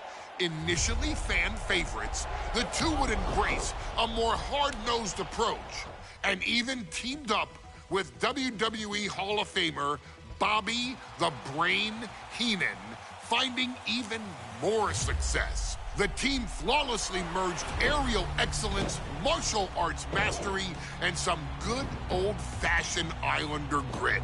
Perhaps their most infamous moment saw them actually dog-nap Matilda, mascot of the British Bulldogs, showing that they were willing to do literally anything to throw opponents off their game.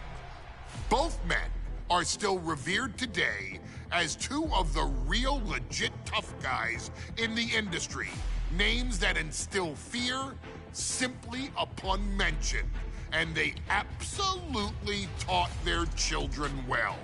Tama Tonga and Tonga Loa both loved to slowly brutalize an opponent in the traditional Haku style, while Jacob Fatu hurls his body at opponents from all angles with reckless abandon, much like Islander Tama in his TK All Day heyday. For their inclusion in the 2K25 showcase, we find the Islanders in a dream match, taking on another team that has mastered the air, ground fighting, and has their own brand of swag that keeps opponents guessing at all times. Ladies and gentlemen, I'm talking about the Street Profits. Montez Ford and Angelo Dawkins have put together one hell of a run in WWE, and the perennial tag team champions are going to find themselves in an unfamiliar setting, taking on Haku and Tama in a best 2 out of 3 falls match. Anyone can sneak a win out, but Haku and Tama often competed in this type of match to fully demonstrate the superiority to their opponents. And you can bet that they're out to do the same thing to Angelo and Tez. So get out there and showcase the tag team mastery that the Islanders used to terrorize their opponents. Lift your party cups and take one last sip for the Street Profits. And don't worry, no one will hold you responsible for the damage you and the Islanders caused them, because I assure you, the Islanders can handle the smoke.